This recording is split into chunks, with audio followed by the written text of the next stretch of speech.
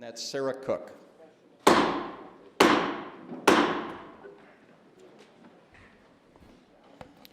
Thank you, Mr. President. Shall we pray?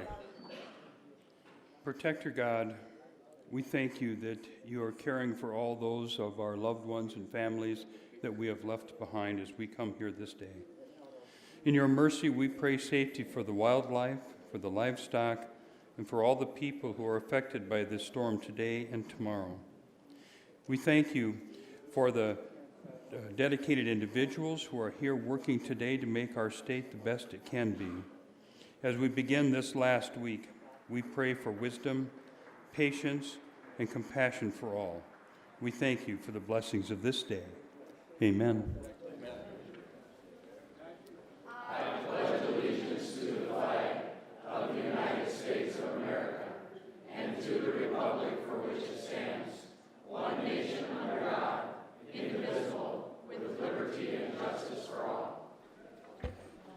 Secretary will call the roll, please.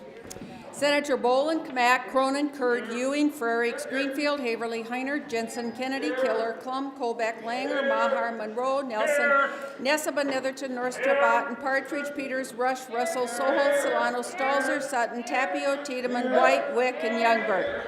We have a quorum, Mr. President. Approval of the journal. Mr. President, the Committee on Legislative Procedure respectfully reports that the Secretary of the Senate has had under consideration the Senate Journal of the 32nd day. All errors, typographical or otherwise, are duly marked in the temporary journal for correction, and we hereby move the adoption of the report. Senator Greenfield, Chair.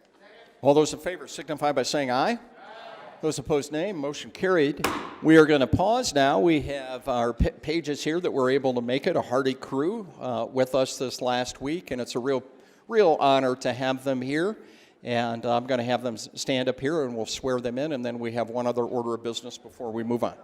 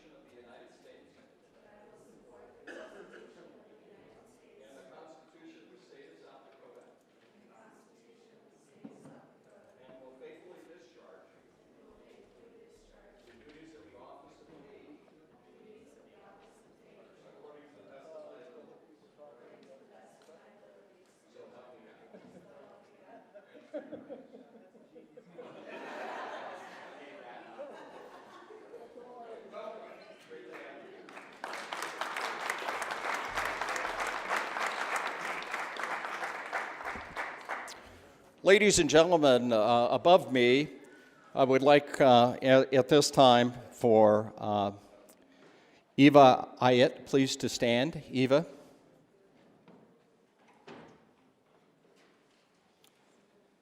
And with Eva is her daughter Dara and our grandson Thorn Black Elk. And I get rare honors to do these things today, but I'm going to tell you a story here, but it's captured within our commemoration. And the state and what we're able to do, we're free because of Eva's brother.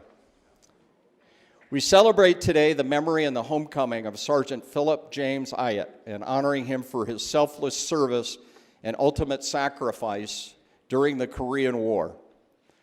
Sergeant Ayat was born in White River in Millette County and given the Lakota name, which means soldier who stands alone. After joining the Army in 1948, Sergeant Ayat's battalion was one of the first battalions deployed in 1950 at the onset of the Korean War.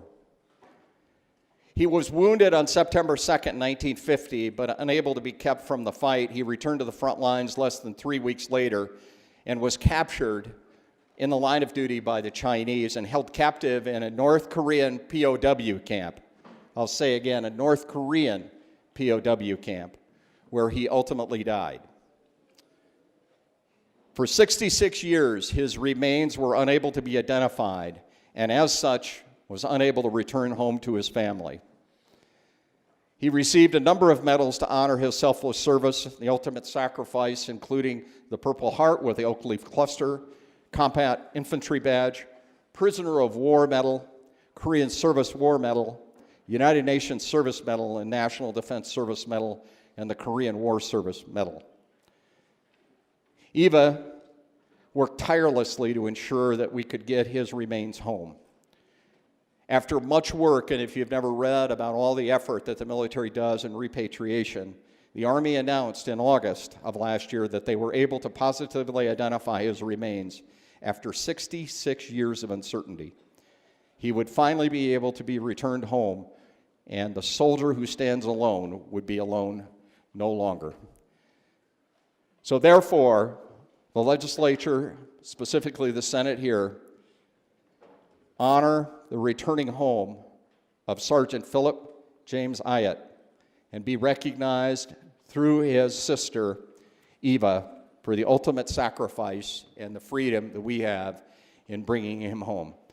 Matakyopi, congratulations and thank you so much, Eva.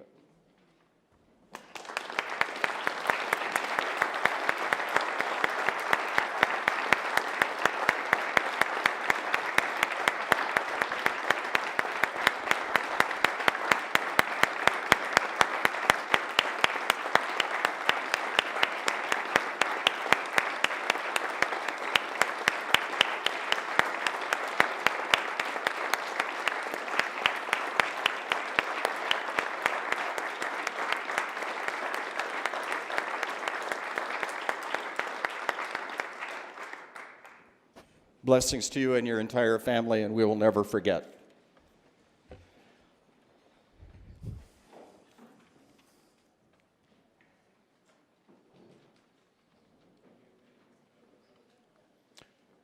We have with us today from Senator Boland's left a message here that to me that he's giving away his car at the end of session. Congratulations.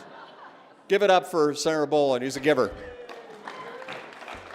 That's nice. Probably want the tax deduction. Introduce Bjorn and Kathy Johnson. Bjorn and Kathy? Oh, okay. They're parents of Emily. Well, yes, of course. Great to have you here. You're residents of rural Canton. Great to have you here. Thank you so much.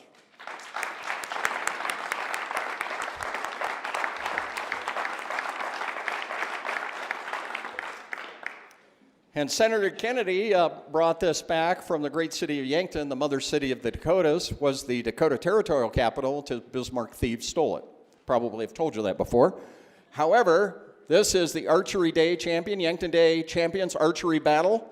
And we won again, predominantly because I beat the speaker. Not that I'm taking credit, but we waxed the House. The Senate wins again 2 years in a row.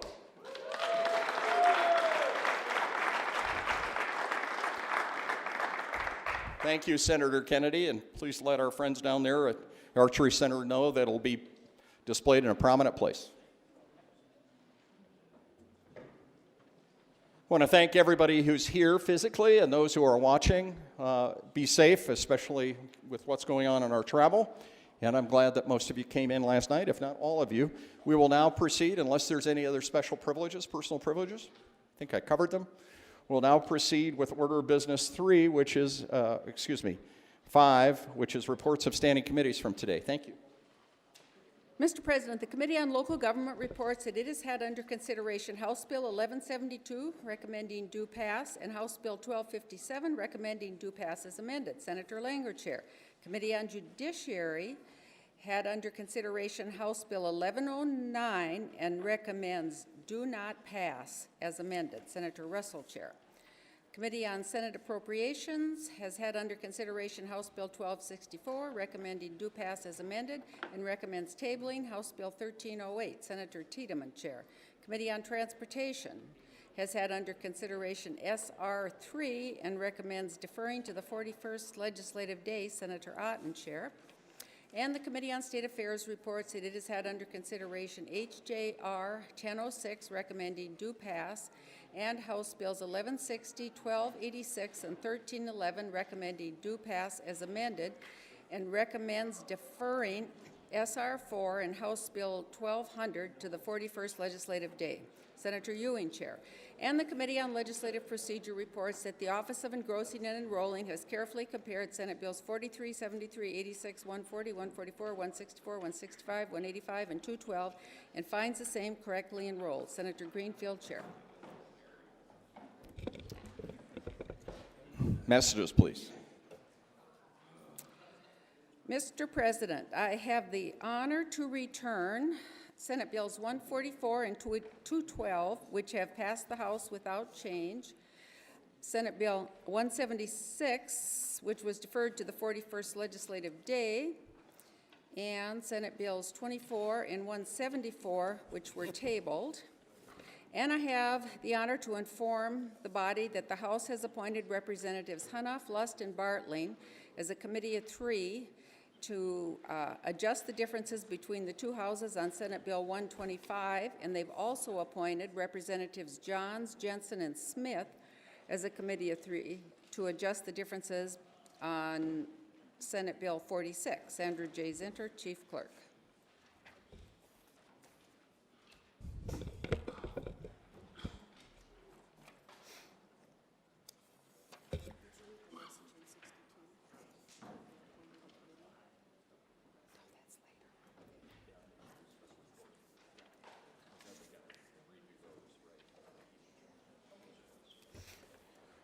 Motions and resolutions, please. Senator Soholt moves that the Senate do concur in House amendments to Senate Bill 178.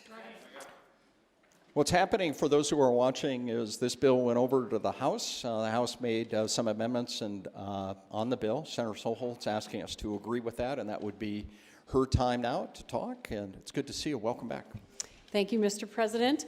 Well, I would ask the good Senate to concur with the do pass motion on Senate Bill 178. This was an amendment that actually worked out with beer distributors as the bill made its way from the Senate to the House, and was an amendment that I actually introduced when I was presenting it in the House committee, so I would ask for your favorable concurrence. Thank you, ma'am. Further remarks? Hearing none, the question before the Senate is Senator Soholt's motion that the Senate do concur in House amendments to Senate Bill 178. Those in favor of concurrence will vote aye. Those opposed, nay. Madam Secretary, please call the roll. Senator Boland? Aye. Kamak? Aye. Kurd? Aye. Ewing? Aye. Frerichs? Aye. Greenfield? Aye. Haverly? Aye. Heinert? Aye. Jensen? Aye. Kennedy? Aye. Killer? Aye. Klum? Aye. Colbeck? Aye. Langer? Aye. Maher? Aye. Monroe? Aye. Nelson? Aye. Netherton? Aye. Norstrup? Otten? Aye. Partridge? Aye. Peters? Aye. Rush? Aye. Russell? Aye. Soholt? Aye. Solano? Aye. Stalzer? Aye. Sutton? Aye. Tiedemann? Aye. White? Aye. Wick? Aye. Youngberg? Aye. Mr. President, there are 32 yeas, 3 excused. Senator Solholt's motion that the Senate do concur in House amendments to Senate Bill 178, having received a majority vote of the members elected, is hereby declared passed and so concurred in.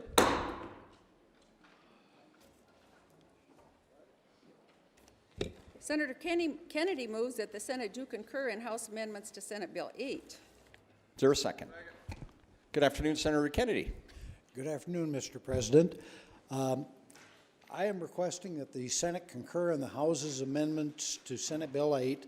Senate Bill 8 went over to the House unanimously from the Senate. It was amended in the House to make a clarification of some language. Frankly, the draft of Senate Bill 8 had gotten a little wordy, and there were 4 descriptions in there that could be condensed into 2.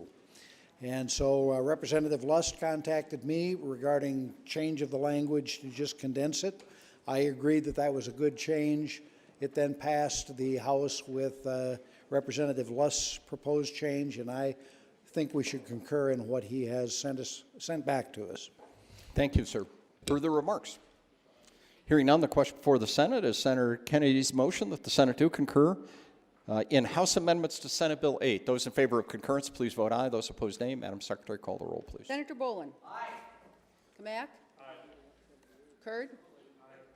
Ewing. Aye. Frerichs. Aye. Greenfield. Aye. Haverly. Aye. Heinert. Aye. Jensen.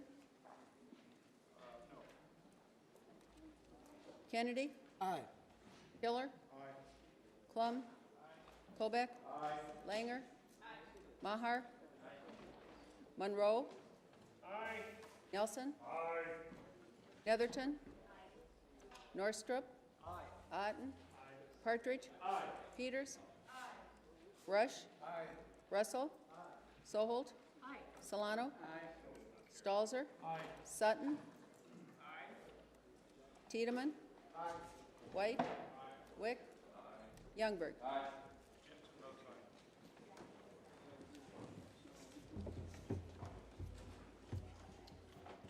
Mr. President, there are 32 yeas, 3 excused. Senator Kennedy's motion that the Senate do concur in House amendments to Senate Bill 8, having received a majority vote of the members elect, is hereby declared passed and so concurred in. Senator Maher moves that the Senate do concur in House amendments to Senate Bill 146. Thank you. Ladies and gentlemen, please welcome from Isabel, South Dakota, Senator Ryan Maher. Wow, wow, what an applause this afternoon. 146 left here on the consent calendar, and now so we never really spoke about it on the floor, but what's happened up in the northwestern part of the state is I've got an ATV dealer up there, and he wants to go set up at a one-day show over in Lemon, and then he also wants to set up at a one-day show over in Mobridge. Well, in order to do that, he had to pay all the licensing taxes and fees that go along with that. Well, it wasn't profitable for him to do such a thing, so he asked for an exemption to an existing statute that was put in place here a few years ago in regards to the Sturgis Motorcycle Rally, when we have various dealers come in and sell their wares during the motorcycle rally. So 146, essentially all it does is what the House amended is from a one-day event to a two-day event, and that's all the change that they made. They made it for a weekend show, and so with that, I would ask for your favorable consideration. Thank you. Further remarks on the motion to concur?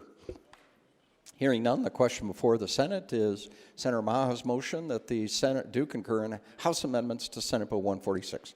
Those in favor of concurrence will vote aye. Those opposed, nay. Madam Secretary, call the roll. Senator Boland. Aye. Kamak. Aye. Cronin. Kurd. Aye. Ewing. Aye. Frerichs. Aye. Greenfield. Aye. Haverly. Aye. Heinert. Aye. Jensen. Kennedy. Aye. Hiller. Aye. Klum. Aye. Colbeck. Aye. Langer. Aye. Maher. Aye. Monroe. Aye. Nelson. Aye. Netherton. Aye. Norstrup. Aye. Otten. Aye. Partridge. Aye. Peters. Aye. Rush. Aye. Russell. Aye. Soholt. Aye. Solano. Aye. Stalzer. Aye. Sutton. Aye. Tiedemann. Aye. White. Aye. Wick. Aye. Youngberg. Jensen.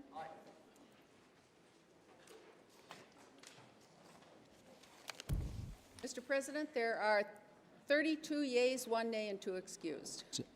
Senator Maher's motion that the Senate do concur in House amendments to Senate Bill 146 having received a majority vote of the members elected is hereby declared passed, and so concurred in.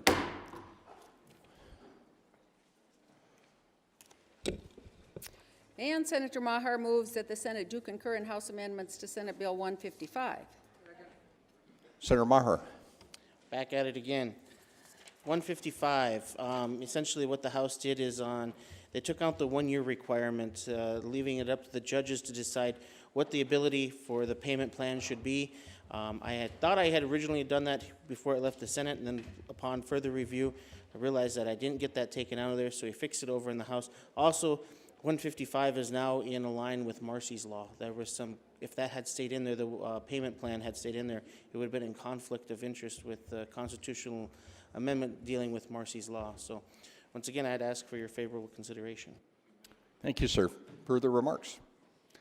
Hearing none, the question before the Senate is Senator Maher's motion that Senate do concur in House amendments to Senate Bill 155. Those in favor of concurrence, please vote aye.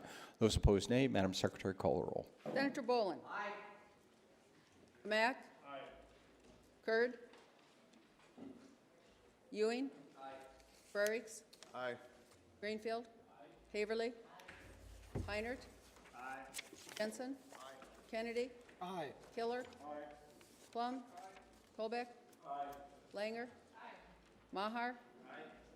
Monroe. Aye. Nelson. Aye. Netherton. Aye. Norstrup. Aye. Otten. Aye. Partridge. Peters. Aye. Rush. Aye. Russell. Aye. Sohold. Aye. Solano. Aye. Stalzer. Aye. Sutton. Aye. Peterman. Aye. White. Aye. Wick. Aye. Youngberg. Aye. Kurd. Aye.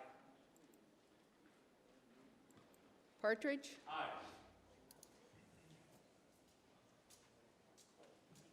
Mr. President, there are 32 yeas, 3 excused. Senator Maher's motion that the Senate do concur in House amendments to Senate Bill 155 having received a majority vote of the members elect is hereby declared passed, and so concurred in.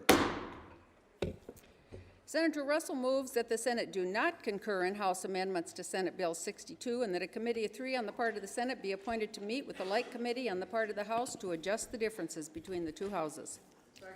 Comments? Senator Russell, good afternoon.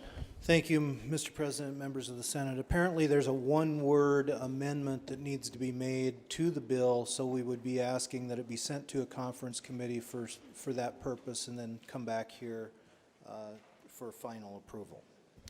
Thank you, sir. For those who are watching, what's happened is you could hear from Senator Russell that we need to send this to a committee, 3 of the House, 3 of the Senate, to iron out differences, and it's a minor difference, but we still have that authority and responsibility, and his motion is to do not concur and appoint. Those in favor of that motion signify by saying aye. Aye. Those opposed, nay. Motion carried. The committee is comprised of Senators Russell, Peters, and Partridge.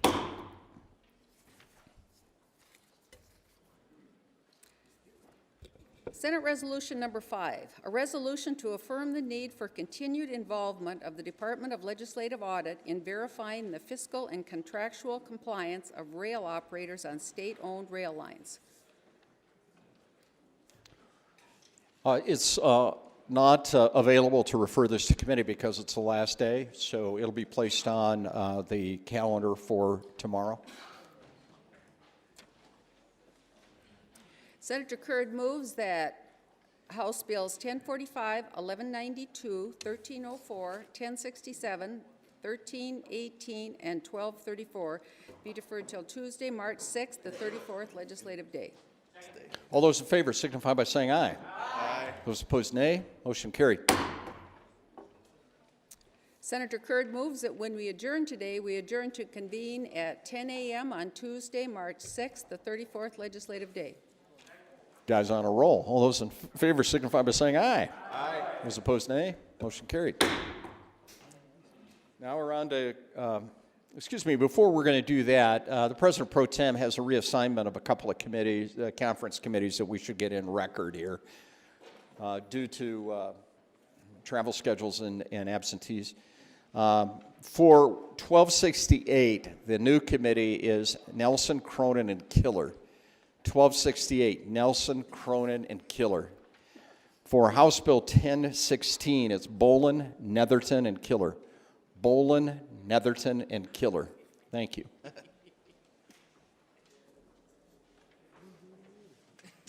Consideration of committee reports. Senator Kurd moves that the reports of the Standing Committee on Judiciary on House Bill 1126 and 1170, Committee on Ag and Natural Resources on House Bill 1140, Committee on Senate Appropriations on House Bill 1162, Committee on Education on House Bills 1215, 1252, and 1297, and the Committee on Commerce and Energy on House Bill 1313, and the Committee on State Affairs on House Bills 1196 and 1002 be adopted. All those in favor of adoption signify by saying aye. Aye. Those opposed, nay. Motion carried. Emily.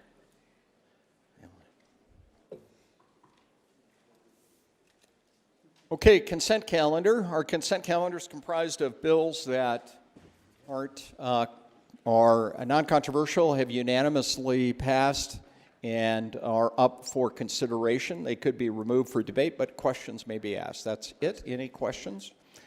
Excuse me, is anybody removing any of these boots? Don't think so. Okay, go ahead. Consent calendar. House Bill 1053, an act to provide certain earned discharge credits for inmates. 1293, an act to increase the penalty for certain assaults committed against firefighters, ambulance service, or healthcare facility personnel while engaged in the performance of their duties. 1004, an act to revise certain provisions regarding petition forms for initiated measures and initiated amendments to the Constitution. House Bill 1188, an act to establish certain provisions regarding post-secondary tuition assistance programs. And finally, House Bill 1129, an act to revise certain provisions regarding full-time equivalent positions. House Bills 1053, 1293, 1004, 1188, and 1129, having received a second reading, are up for consideration and final passage. Any questions, Senators, on any of these? Hearing none. Question before you, Senators, is final passage of House Bill 1053, 1293, 1004, 1188, and 1129. Those in favor of passage will vote aye. Those opposed, nay. Madam Secretary, call the roll. Senator Bolin? Aye. Kamak? Aye. Kurd? Aye. Ewing? Aye. Frerichs? Aye. Greenfield? Aye. Haverly? Aye. Heinert? Aye. Jensen? Aye. Kennedy? Aye. Killer? Aye. Klum? Aye. Colbeck? Aye. Langer? Aye. Maher? Aye. Monroe? Aye. Nelson? Aye. Netherton? Aye. Northrup? Aye. Otten? Aye. Partridge? Aye. Peters? Aye. Rush? Aye.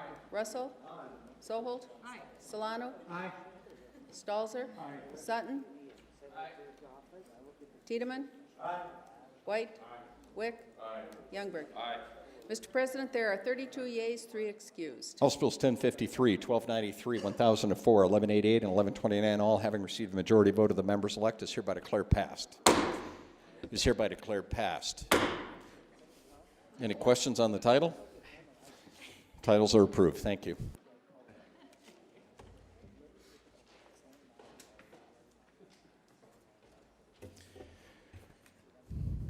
On to debate calendar, second reading. Time to rock and roll. House Bill 1132, an act to revise the sponsorship and advertising agreements between certain alcoholic beverage licensees. Thank you. House Bill 1132, having received a second reading, is up for consideration and final passage. Are there any remarks?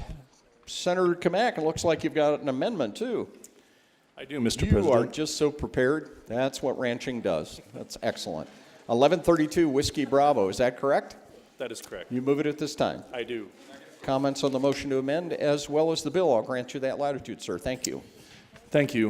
1132 was brought after we passed the legislation earlier to allow for agreements between the wholesalers and the distributors to help out with public and private nonprofits in events. And in the modern era, advertising deals are the lifeblood for events and entertainment venues, both small and large scale. Both public and private venues rely on these kinds of revenues to make their business viable. Why should a bill be passed like House Bill 1156 to save public and nonprofit venues and events while leaving private business out in the cold? Advertising deals with licensees have been going on for decades. To reverse this now would be devastating to some of the private businesses. Indeed, many large and small music festivals, fishing tournaments, and etc. might not occur but for this kind of involvement by advertisers, including those from alcohol and beer manufacturers and distributors. These events bring strong economic impact to the region in which they exist. To the extent beer distributors would prefer not to make advertising deals with licensees, all they have to do is say no. Just like other advertisers do all of the time. The purpose of the original statute was to prevent the illegal trade practices such as pay-for-play or exclusive pour agreements, not to prevent two parties from entering into legitimate and mutual beneficial advertising agreements. This will help small events as well as large events, but maybe it will help the small events more because a $200 advertising agreement between small events can make the difference whether or not it can go forward. The amendment that I brought was to clarify that this bill is intended to impact only on-sale establishments. Also, the second part of the amendment is to make sure that we are truly dealing with an advertising agreement here, and that the manufacturer, the wholesaler, may pay no more than the fair market value for the advertising under which this section refers to. I would appreciate your support. Further remarks on the motion to amend? All those in favor of the motion to amend signify by saying aye. Those opposed, nay. Motion carried. The bill is so amended. Further remarks on House Bill 1132 is amended. Senator Colbeck. Good afternoon, sir. Good afternoon, Mr. President. Thank you, and I'm sorry for my scratchy voice today, but somehow I had to yell the Jackrabbits to a 66-60 victory the other day. You're out of order. You're out of order. You're so out of order. Any more speakers? Anyway, I'm here to oppose HB 1132. This was a hog house bill that seeks to impact all retailers. We passed a bill on this topic previously. That was House Bill 1157. 1157 said promotions and advertising could be received by public entities and charitable event permittees. I supported that bill as a reasonable compromise of the issues presented. This bill now seeks to create a limited number of winners, the big retailers and distributors, while also creating a much larger group of losers, your small retailers who cannot drive the market with their sales, and small craft manufacturers and small distributors who do not have the ability to throw large sums of money at gaining market access. Our long-established statutes currently prohibit this type of conduct. They were created by legitimate purposes. They were created for legitimate purposes. Fair and equal treatment for all retailers and adequate access to the market for all small manufacturers and distributors. The first sentence of this measure says you can disregard current prohibitions against providing services and money, financial concessions to a retailer, and providing inducements to purchase one type of product to the exclusion of another. I urge you to resist this bill. Thank you. Thank you. Further remarks on House Bill 1132 as amended? Senator Partridge. Thank you. Thank you, Mr. President. I just have a question for the Well, maybe for the prime sponsor and the opponent, if I could ask the prime sponsor, though. Okay, let's start with Senator Kamak. Thank you. You know, I guess I just look at this and I just wanted to get your opinion on the advertising that the state or the business and or trade that the state might be getting involved in. Is there any, the way you see it, is the state getting involved in advertising too much? Is the state getting, with this bill, is there any type of interference that the state government would be involved in as it related to this bill? Senator Kamak, do you wish to answer the question? I do, and thank you for the question. The way that this bill is worded, and that was the reason for the amendment, is that the only reason that the state would get involved if they saw impropriety in the amount that was paid for the amount of advertising that was provided. And so I would say it's an arm's length agreement between two parties, and the party that's buying the advertisement has to see the value in it, and the folks that are seeking the advertising sponsorship are looking to be able to bring an event to an area. Senator Partridge, you have the floor, sir. Okay. Further remarks? Senator Maher. I'm going to just stand up and offer some few comments here, but I would ask the body to resist this bill, and here's my reason why. In the state of South Dakota, when it comes to liquor distribution, there's two major players in this market currently. There's two other ones that kind of dabble in it, but they aren't major players right now. So I'm all for the open free market, but what you're going to do is you're going to pit retailer against retailer. Your large retailers who are able to buy large volumes of alcohol are probably going to be the ones that benefit the most from this. Your little small town mom and pop bars aren't going to get any of this money, and so you're essentially drawing money away from small town retailers. Even if you're in a major metropolitan area, if you have a little tiny establishment downtown on Main Street and a big venue out on the highway comes in, well, that's where you're going to put the small guys at a disadvantage when it comes to competitiveness. And I would just ask you to resist this bill and send it away. Further remarks? Senator Heiner, Matakipi. Matakipi, Mr. President. Well, I would echo the comments from the good senator from Isabel, and I would also submit that anytime you're talking about a small scale retailer in these small towns and they're hosting an event, that generally spreads out to the community on a larger scale.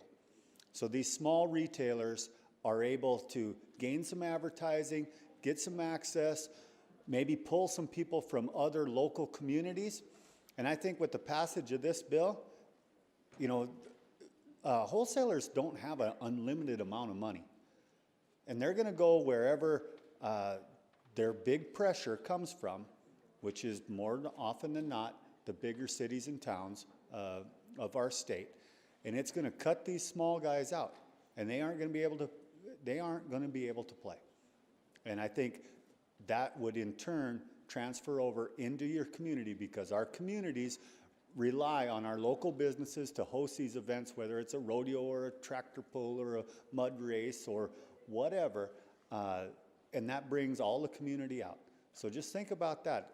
This has a far more reaching effect on our small communities than it ever would in our bigger towns.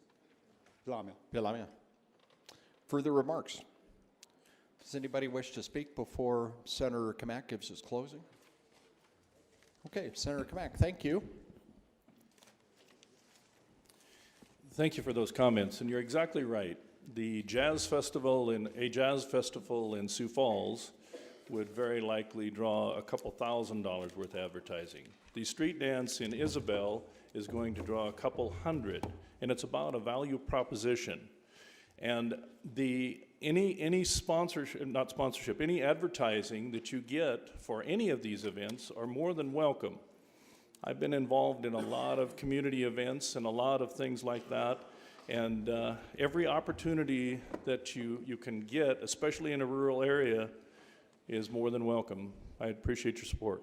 Thank you. Further remarks? Hearing no further remarks, the question before the Senate's final passage of House Bill 1132 as amended. Those in favor will vote aye. Those opposed, nay. Madam Secretary, call the roll, please. Senator Boland? No.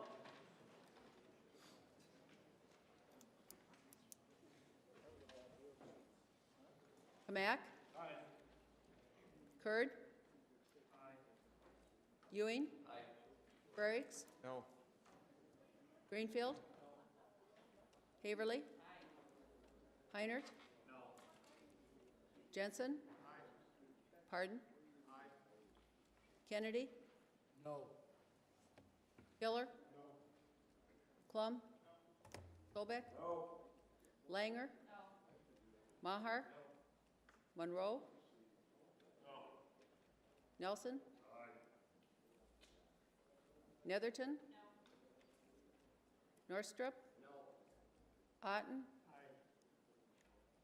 Partridge? Peters? Rush? Russell? Soholt? Solano? Stalzer? Sutton? Tiedemann? White? Wick? Youngberg? Soholt?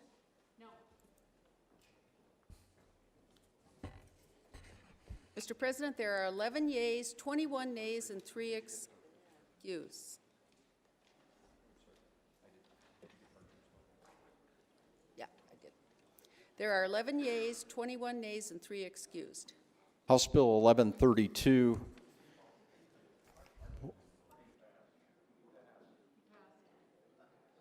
Oh, I must have heard it as a yay. I'm sorry. No, no, no. Is it yay? Okay.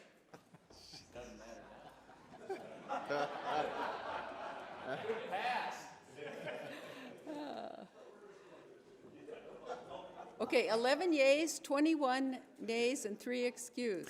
House Bill 1132 is amended, having failed to receive a majority vote of the members elected, is hereby declared lost.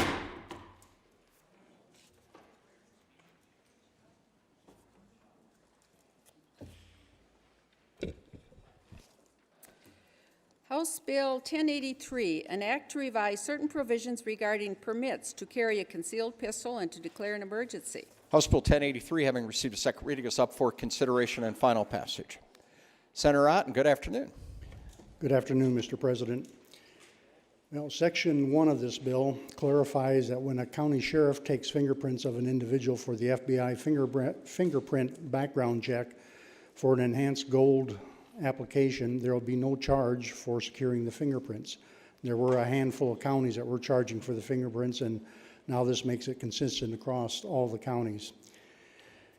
Now, what it got amended, the remaining sections of this address the contact that our SOS, our Secretary of State, received from the Minnesota Department of Public Safety, wherein we were advised that Minnesota would no longer be recognized our enhanced permits for individuals over 21 years of age. Currently, they had split recognitions individuals of 21 and older from our statute. That state permits are issued to those are 18 of years older. Minnesota required an annual exact statute to make a comparison before they gave reciprocity with us. And Minnesota no longer will split out our permit holders that they will recognize.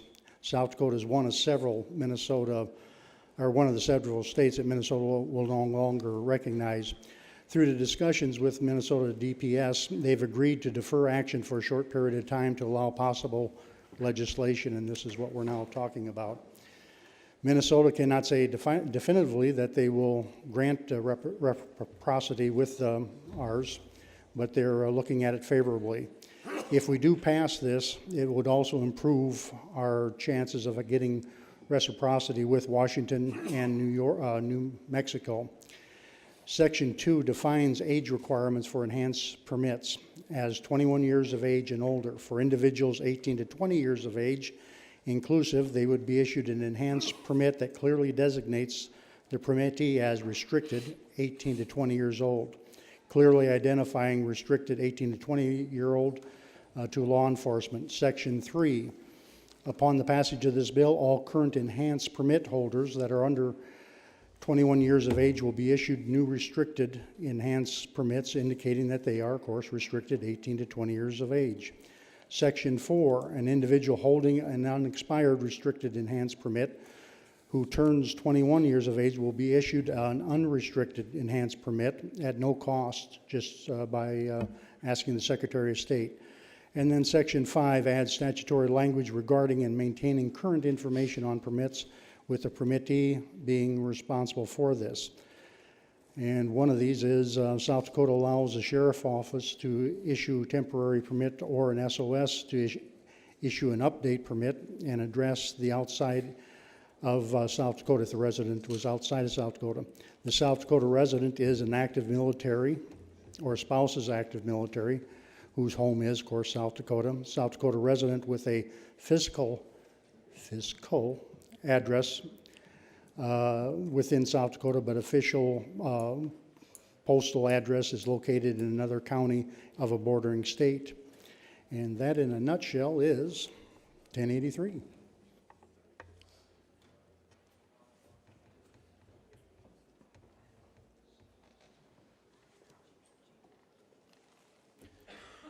Further remarks? Hearing none, as was indicated, and you can see in the bill, it does have an emergency clause in it. It requires a 2/3 majority vote for passage. Those in favor will vote aye. Those opposed, nay. Madam Secretary, please call the roll. Senator Bolin? Aye. Kamak? Aye. Cronin? Kurd? Ewing? Aye. Frerichs? Aye. Greenfield? Haverly? Heinert? Jensen? Kennedy? Aye. Hiller? Klum? Colbeck? Langer? Maher? Monroe? Nelson? Netherton? Norstrup? Otten? Partridge? Peters? Rush? Russell? Soholt? Solano? Stalzer? Sutton? Tiedemann? White? Wick? Youngberg? Partridge?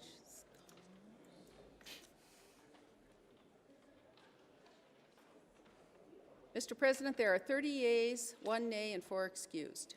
House Bill 1083, having received a 2/3 majority vote of the members elect, is hereby declared passed. Any questions on the title? Titles adopted. Emily, you left your pen up here. Emily, you left your pen up here. Okay. Okay, good. I will just leave it here. Next. House Bill 1209, an act to require a national instant criminal background check for certain concealed carry permits. House Bill 1209, having received a second reading, is up for consideration and final passage. Senator Langer, good afternoon, ma'am. Well, good afternoon, Mr. President, members of the body. HB 1209 is a bill to bring consistency to the background check process across all South Dakota concealed carry permits. Currently, the Golden Enhanced permits require a national instant criminal background check, commonly referred to as the NICS check. Language in current statute regarding background checks for concealed carry permits is very general, stating the sheriff shall execute a background investigation, including a criminal history check, which is defined as a computer check of available online records. This bill simply specifies the background check to be used and makes it consistent with the background checks required for the Gold and Enhanced permits. Our sheriff supports this legislation, and it just brings some consistency to the process, so I just appreciate your support. Thank you, ma'am. Further remarks? Hearing none, the question before the Senate is final passage of House Bill 1209. Those in favor will vote aye. Those opposed, nay. Madam Secretary, call the roll. Senator Bolin? Got it. Yes, you're here. Kamak?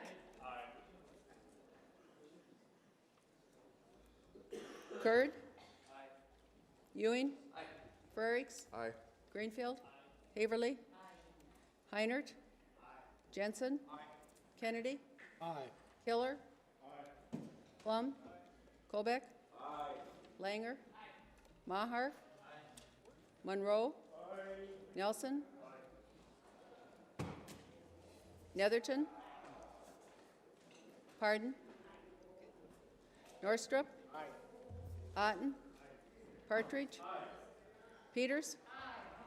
Rush. Russell. Soholt. Solano. Stalzer. Sutton. Tapios, excused. Tiedemann. White. Wick. Youngberg. Mr. President, there are 31 yeas, 1 nay, and 3 excused. House Bill 1209, having received a majority vote of the members elect, is hereby declared passed. It also got some of Kamac's sneeze on it. House Bill 1139, an act to revise the applicability of adverse possession to certain partition fences. House Bill 1139, having received a second reading, is up for consideration and final passage. Senator Maher, it's your day. It is. It's the most I've spoke all year. Fencing, that's what we're talking about here. As we know, modern day GPS technology has revealed that many fence lines currently do not coincide with the legal land descriptions. And so what we're attempting to do here is to put into statute a form that allows landowners to voluntarily and mutually agree upon how they want to have those fence lines established. And that's all it's essentially doing, and I would ask for your favorable consideration. Further remarks? Hearing none, the question before the Senate's final passage of House Bill 1139. Oh, you wanted to talk? Okay, yeah. Speaking of fences, I'm sorry, I didn't see you. Please proceed, Senator Kamak. Thank you, Mr. President. I think I stand in opposition to this legislation. The reason is because there's nothing in this legislation that two landowners can't do by them all on their own with the help of an attorney anyway, and I just don't see the purpose in adding additional legislation to accomplish that. Thank you.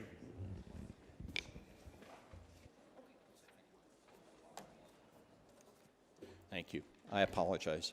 Senator, does anybody wish to speak before Senator Maher speaks again? Oh, I'm sorry. Some final Please comments. proceed. Yeah. But what it's doing is, yes, it's eliminating the attorney factor. It's putting a standardized form into place. That way you don't have to go to town. You don't have to go find an attorney. You can do it upon yourself and have the form and everything's all right there for you. It just eliminates the attorney in the mix of everything. So with that, thank you, Mr. President. And that's a good thing, I guess. You have the floor. Okay. I apologize if it seems as though I'm not attentive. We're getting a lot of information about travel and closing interstates. I'm trying to get some summaries. A lot of people are trying to get here. Been talking to Kevin, to Senator Killer. So I'll get on the keel here. And before we're done, I'll give you a good briefing on what we're closing so that you can be aware of it for your situational awareness. Any other remarks? Hearing none, the question before the Senate's final passage of House Bill 1139. Those in favor will vote aye. Those opposed, nay. Madam Secretary, please call the roll. Senator Boland. Aye. Kamak. No. Cronin. No. Kurd. Aye. Ewing. No. Frerichs. Aye. Greenfield. Aye. Haverly. No. Heinert. Aye. Jensen. Aye. Kennedy. No. Killer. Aye. Klum. Colbeck? Aye. Langer? Aye. Maher? Aye. Monroe? No. Nelson? Aye.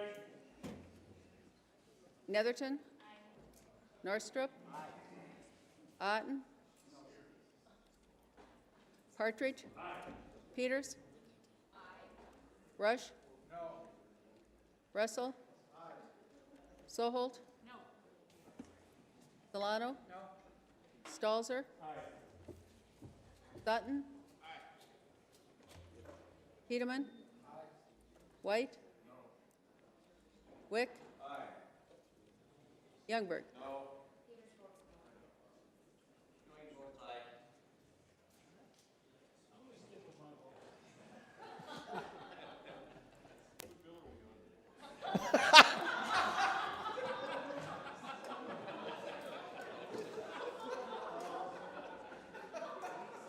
It's the one where we killed all the doves. Oh, no. There are 21, Mr. President, there are 21 yeas, 12 nays, and 2 excused. House Bill 1139, having received a majority vote of the members elected, is hereby declared passed. Any questions on the title? Yeah, we'll divide the title. Okay, forget it. House Bill 1005, an act to revise certain requirements for a recitation regarding the effect of a vote on certain ballot measures. House Bill 1005, having received a second reading, is up for consideration and final passage. Senator Bolin, good afternoon, sir. Well, thank you, Mr. President. It looks like it's a pretty stormy day outside, but we're accomplishing things here on the Senate floor. House Bill 1005 is a bill that comes to you from the Summer Task Force on the Initiative and Referendum Issues.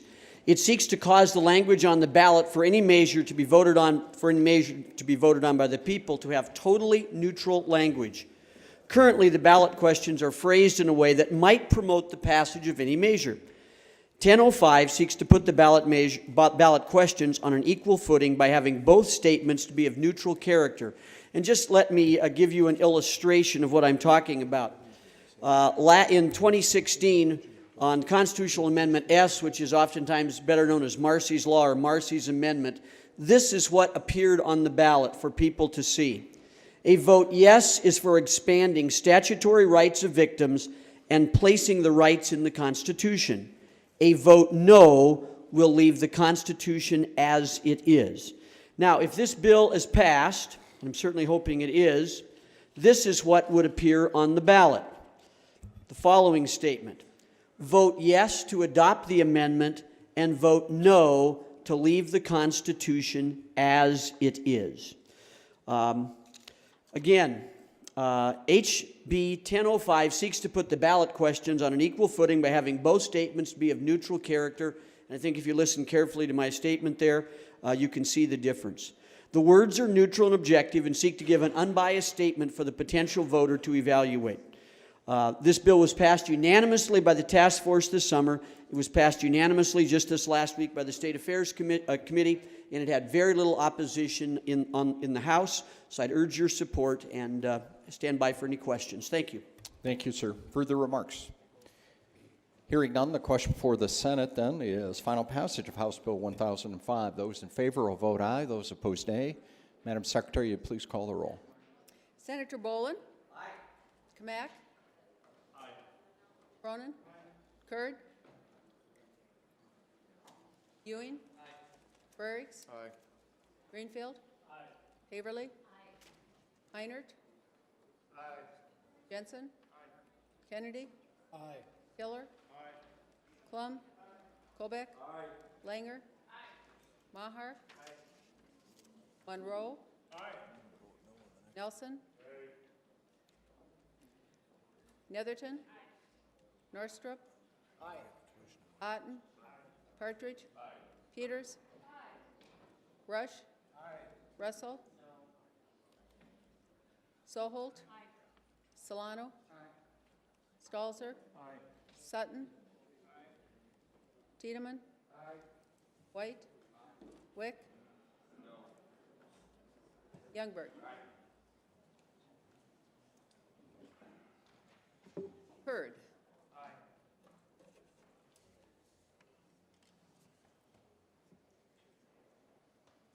Mr. President, there are 30 yeas, 3 nays, and 2 excused. House Bill 1005, having received a majority vote of the members elected, is hereby declared passed. Any title questions? I'll approve the title then. Thank you. House Bill 1177, an act to revise certain provisions relating to the circulation of a petition for an initiated measure. Thank you. House Bill 1177, having received a second reading, is up for consideration and final passage. Senator Monroe. Good afternoon, sir. Good afternoon, Mr. President. It is good afternoon. Did you have a especially if you're difficult inside. commute over the weekend? Did I what? Have a difficult commute over the weekend to get back? It was wonderful. Yeah, good. Yes, sir. And 1177, House Bill 1177.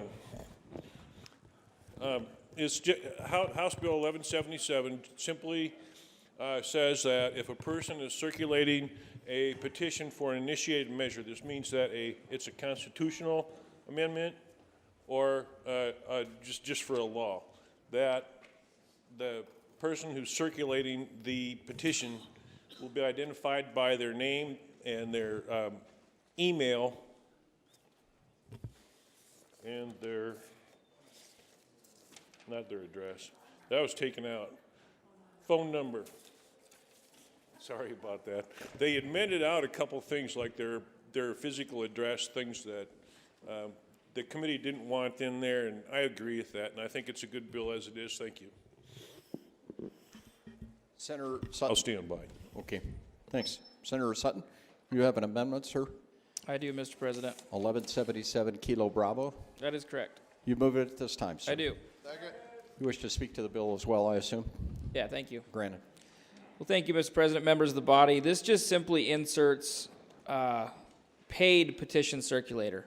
I think it's a pretty simple change. I think that's kind of who we're going after anyway. I think you've probably heard a lot of concerns via email and other folks that are concerned about decreasing grassroots efforts and volunteers. And so this would simply target and focus it on the paid circulators, and I think that's who we're going after anyway. So I would encourage your support with this amendment. Thank you. Remarks on the motion to amend, Senator Monroe. Thank you, Mr. President. It's kind of a tough call. The amendment really isn't overtly unfriendly, but I'd like to keep it as it is. Here's why. The person right now, if we left the law the way it is before this bill passes, the person circulating a petition on a ballot is the only person, including the sponsors of the amendment or the to the Constitution or of the initiated measure. The people who are signing it have to give their information away, but the person circulating the petition right now doesn't have to give anything away. They can come in with the proverbial bag over their head and have you sign it and walk away. So there's nothing identifying them at the time, like there is everybody else involved with the petition, whether they sign it or sponsor it. I'd like to see something where they can be identified. Thank you, Mr. President. And that's why I'd like to leave the unpaid in too. Thank you. Thank you. Further remarks on the motion to amend, Senator Rush. Mr. President, could I ask a question of the proponent of the amendment? Yes, sir, absolutely. And Senator, is there any way that the person who is asked to sign a petition would have of knowing whether the person seeking their signature is paid or a volunteer? Senator Sutton, do you care to answer the question? I believe in current statute, you have to designate whether you are a volunteer or a paid petition circulator already. If you read the next line on page 2, be line 4, and a statement whether the petition circulator is a volunteer or a paid petition circulator. I believe that is already in statute. Senator Rush, you have the floor. So it is already required in the form that they have to designate whether they're, or is that some form that's filed with the Secretary of State? Senator Sutton? I believe it just says that, let's see, and a statement that is provided from the petition sponsor, I believe, and I assume that goes to the Secretary of State. Senator Monroe, are you able to answer the question? I see by your eyes that you might. Thank you, Mr. President. It has to state, they have to be told whether that circulator is paid or unpaid. That's in law now. Who they are, where they came from, any identifying marks or characteristics, they don't. And that's what this is putting in place, and I'd rather have everybody rather than just paid. It would make everything the same. Senator Rush, you have the floor. Thank you. Senator Peters, did you wish to speak on the amendment? Very good. Further remarks on the motion to amend? Hearing none, all those in favor of Senator Sutton's motion to amend marked 1170. Roll call's been requested. Is he supported? So eventually supported. Question before the Senate is Senator Sutton's motion to amend marked 1177 Kilo Bravo. Those in favor will vote aye. Those opposed, nay. Madam Secretary, call the roll, please. Senator Bolin? Aye. Kamak? No. Cronin? No. Kurd? No. Ewing? Frericks? Aye. Greenfield? Haverly? Heinert? Jensen? Kennedy? Aye. Killer? Clum? Colbeck? Langer? Maher? Monroe? Nelson? Netherton? Norstrup? Otten? Partridge? Peters? Pardon? Aye. Okay. Rush? Russell? Soholt? Solano? Stalzer? Sutton? Tiedemann?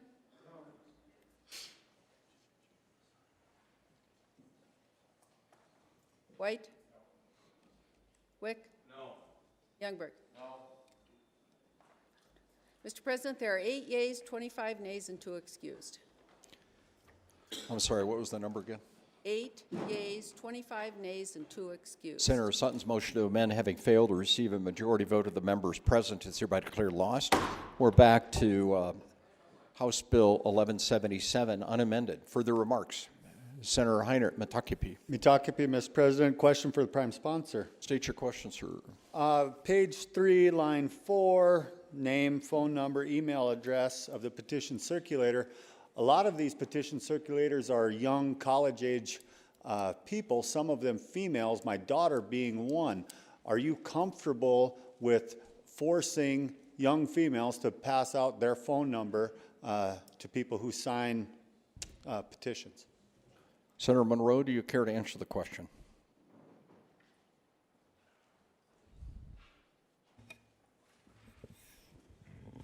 Sorry, I was doing another discussion. What was the question? Page 3, line 4, requires name, phone number, email address of petition circulator. A lot of these people are young, college-age people, some of them being females. Are you comfortable with having young females release that personal information to somebody who signs that petition? Well, if I wasn't comfortable with that person giving their name, phone number, and email address, then I wouldn't be comfortable with having any female sign a petition either, if they have to give out their address.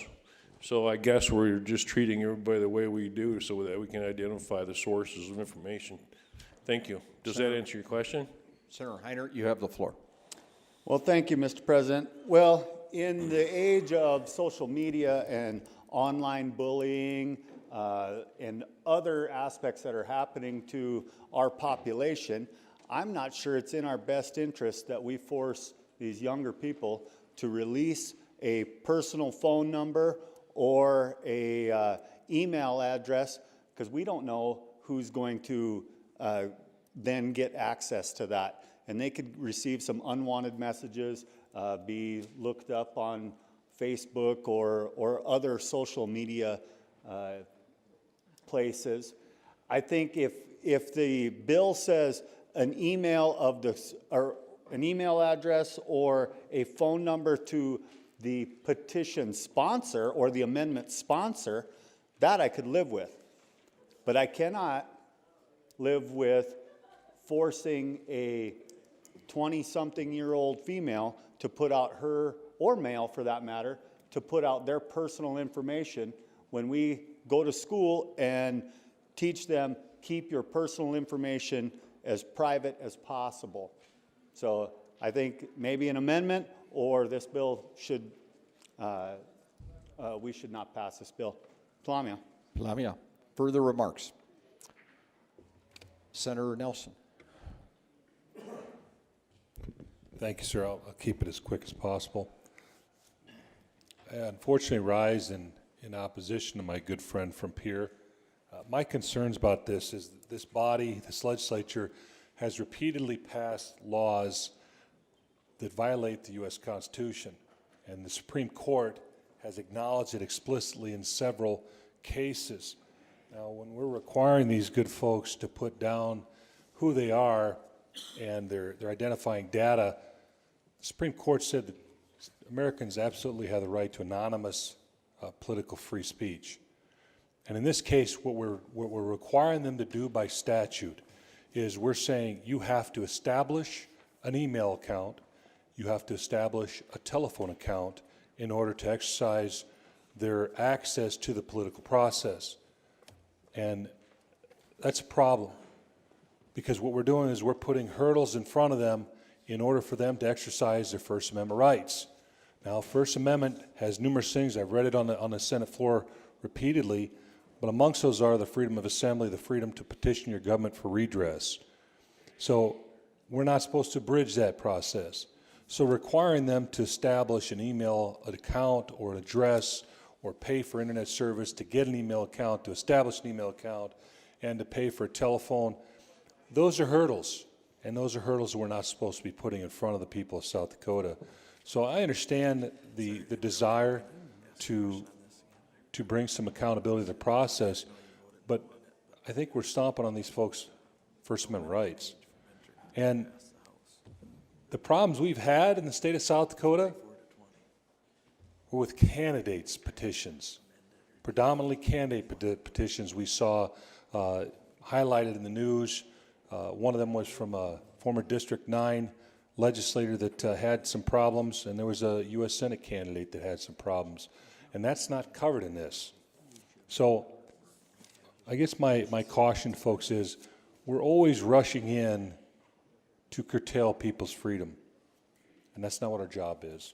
So I'd ask you to take a hard look at this and see if we should be requiring them to establish an email account or a telephone in order for them to have access to and influence their state government.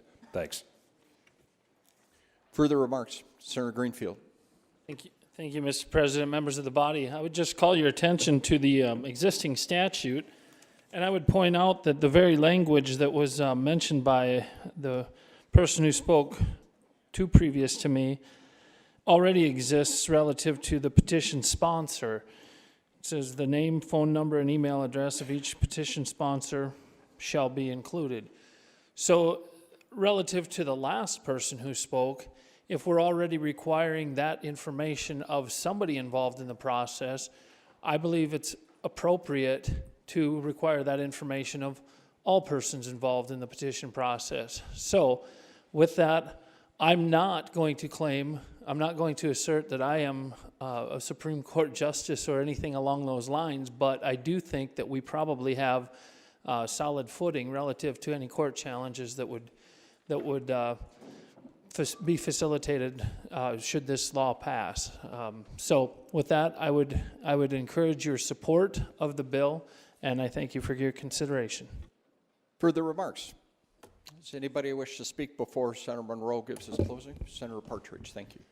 Well, thank you, Mr. President. I just have a question, if I could, for the prime sponsor. Please state your question. Okay, so help remind me, I can't remember if it was last year or recent history, did we require that a petition circulator for an initiated measure provide a valid ID or some sort of identification if we asked for it as the signer? So we, according to current statute for initiated measure, as was mentioned by the senator from Clark, we are supposed to, or we can receive who's the sponsor, their email, their phone number, contact info, and all that good stuff, and the Attorney General's explanation.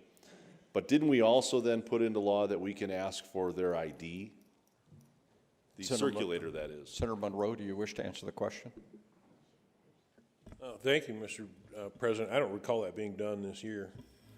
If it was done in previous years, I would think it'd be right here in this section. So I would say no, but I don't have it all right here. Thank you. Senator Partridge, you have the floor, sir. Thank you, Mr. President. I don't either. I don't remember either.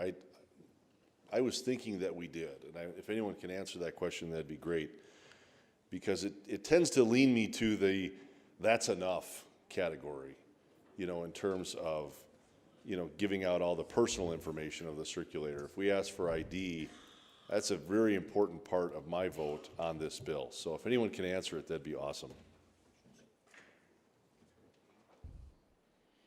Any phone a friend out here?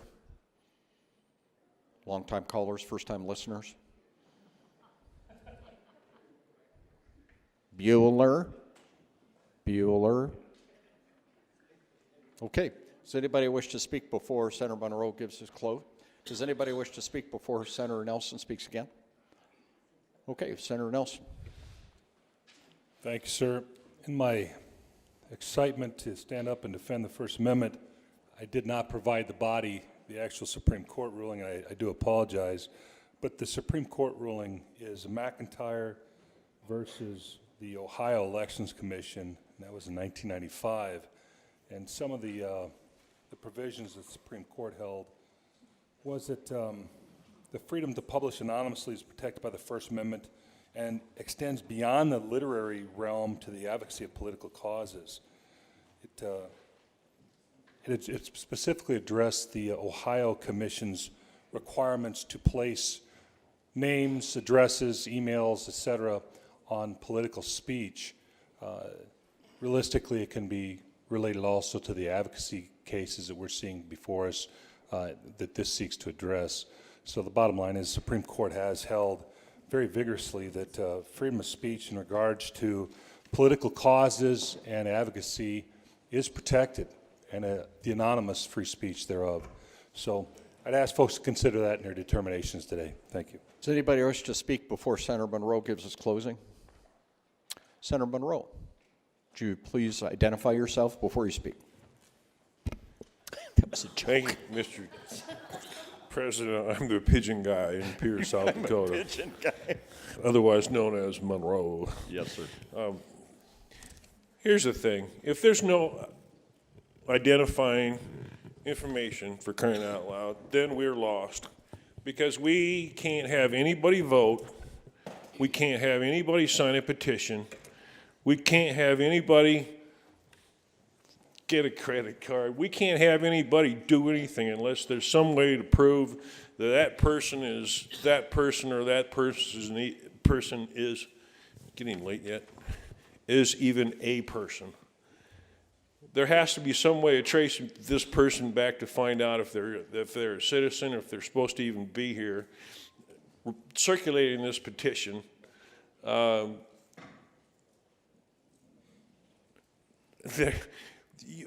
When you have 10,000 signatures, or however many are required for a person to run for the U.S. House of Representatives, or for governor, or for South Dakota legislature, the people who sign it have to give their address. Here's why. So they can check them to see if those people are really people, see if those people are really in their district, see if those people are really live where they say they do, and if they're qualified to sign it. That's why. If they just give a name, then pretty soon we're going to say, oh, they'll know who it is. They can give a fake name. That way nobody can really find them. I mean, we can go down this trail all the way. But somewhere you got to draw the line between should the person be here or should they not be here. And I don't think that a name and a phone number that might even just go back to the sponsor's circulating office would be fine with me, as long as I knew the person is qualified to circulate, and if they can be contacted to ask questions or whatever, just like anybody else signing anything. Thank you, Mr. President. Thank you. Further remarks? Hearing none, the question before the Senate is final passage of House Bill 1177. Those in favor will vote aye. Those opposed, nay. Madam Secretary, call the roll. Senator Bolin? Kamak? Cronin? Kurd? Ewing? Frerichs? No. Greenfield? Haverly? Heinert? No. Jensen? Kennedy? No. Killer? Klum? Colbeck? Langer? Maher? Monroe? Nelson? Netherton? Norstrup? Otten? Partridge? Peters? Rush?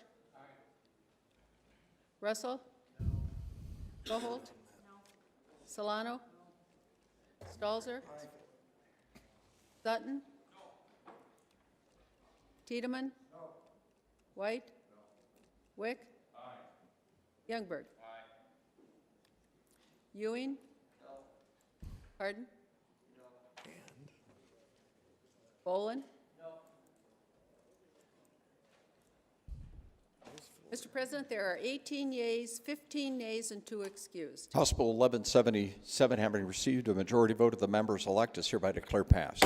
Any title questions? Title's approved. We'll pause for a minute. Again, a few of you have been asking, because of tomorrow, what we have in terms of updates on travel, and there are a lot of people that watch this even though it's on delay. I would encourage everyone to look at 511 on our app and also safetravel.com. But our 511 app is very well done. There's a joint press release that was just sent out a couple of minutes ago from the Department of Transportation and Public Safety and the Highway Patrol, warning motorists that conditions obviously are deteriorating across central and eastern South Dakota. They'll continue to deteriorate through the night. If there's any travel that is ultimately necessary, daylight's the only time to do it. We have many no travel, that is do not travel, advisories posted throughout the entire state, and we're not going to be able to get any reliable maintenance from a safety perspective in a lot of these areas. The blizzard warning for most of the areas that we're talking about in northwestern, north central, and central South Dakota are in effect until 6 p.m. Central Standard Time. If you will look and see on the app and other things, obviously we have Murdo to Mitchell closed, but it's highly likely that that will be extended east as well as areas on I-90. So it will continue, as I said, to deteriorate, and if people are having travel plans, there isn't going to be a whole lot of clearing that's going to take place even tomorrow, it looks like. So please take that into consideration, and don't forget, unless you absolutely need to travel, there's an emergency call, 911, and we can find ways to do that. We can't rebuild you and save your lives if you're out there, because it could be difficult in terms of even finding you in some of these scenarios. So please be advised of that, and again, stay in touch with 511 or any other mechanism. We will now proceed. Thanks. House Bill 1282, an act to provide certain notice requirements regarding out-of-state contributions to ballot question committees. House Bill 1282, having received a second reading, is up for consideration and final passage. Senator Norstrup, good day, and you have an amendment here, it looks like. I do. Thank you, Mr. President. 1282 Kilo Alpha, do you move it at this time? I do. Comments on the motion to amend and the bill as well, sir? Thank you, Mr. President. Well, as they say, all bills need a problem. The problem that we're trying to solve with this particular bill is what's happened on ballot issues over the last few years, and the best example is Marcy's Law. When an out-of-state person with a lot of money comes to South Dakota and changes our laws through ballot initiative, they leave the state when they're done, and we're left with the results. And Marcy's Law is a great example of that. So what this bill tries to do is say to what it does is it says that if you are a ballot committee and you take more than $10,000 in a donation from one entity, more than $10,000 from a person or outside group, you're required to put on a simple disclosure on your advertising. And the disclosure says, paid for in part with out-of-state money. It's a very simple bill. If you take more than $10,000 from out of state, you tell the people, you tell the voters that that's what you're doing. I think it's an open, it's a transparency issue, it's a good government issue, and I would ask for your support on the amendment and the bill. Thank you, Mr. President.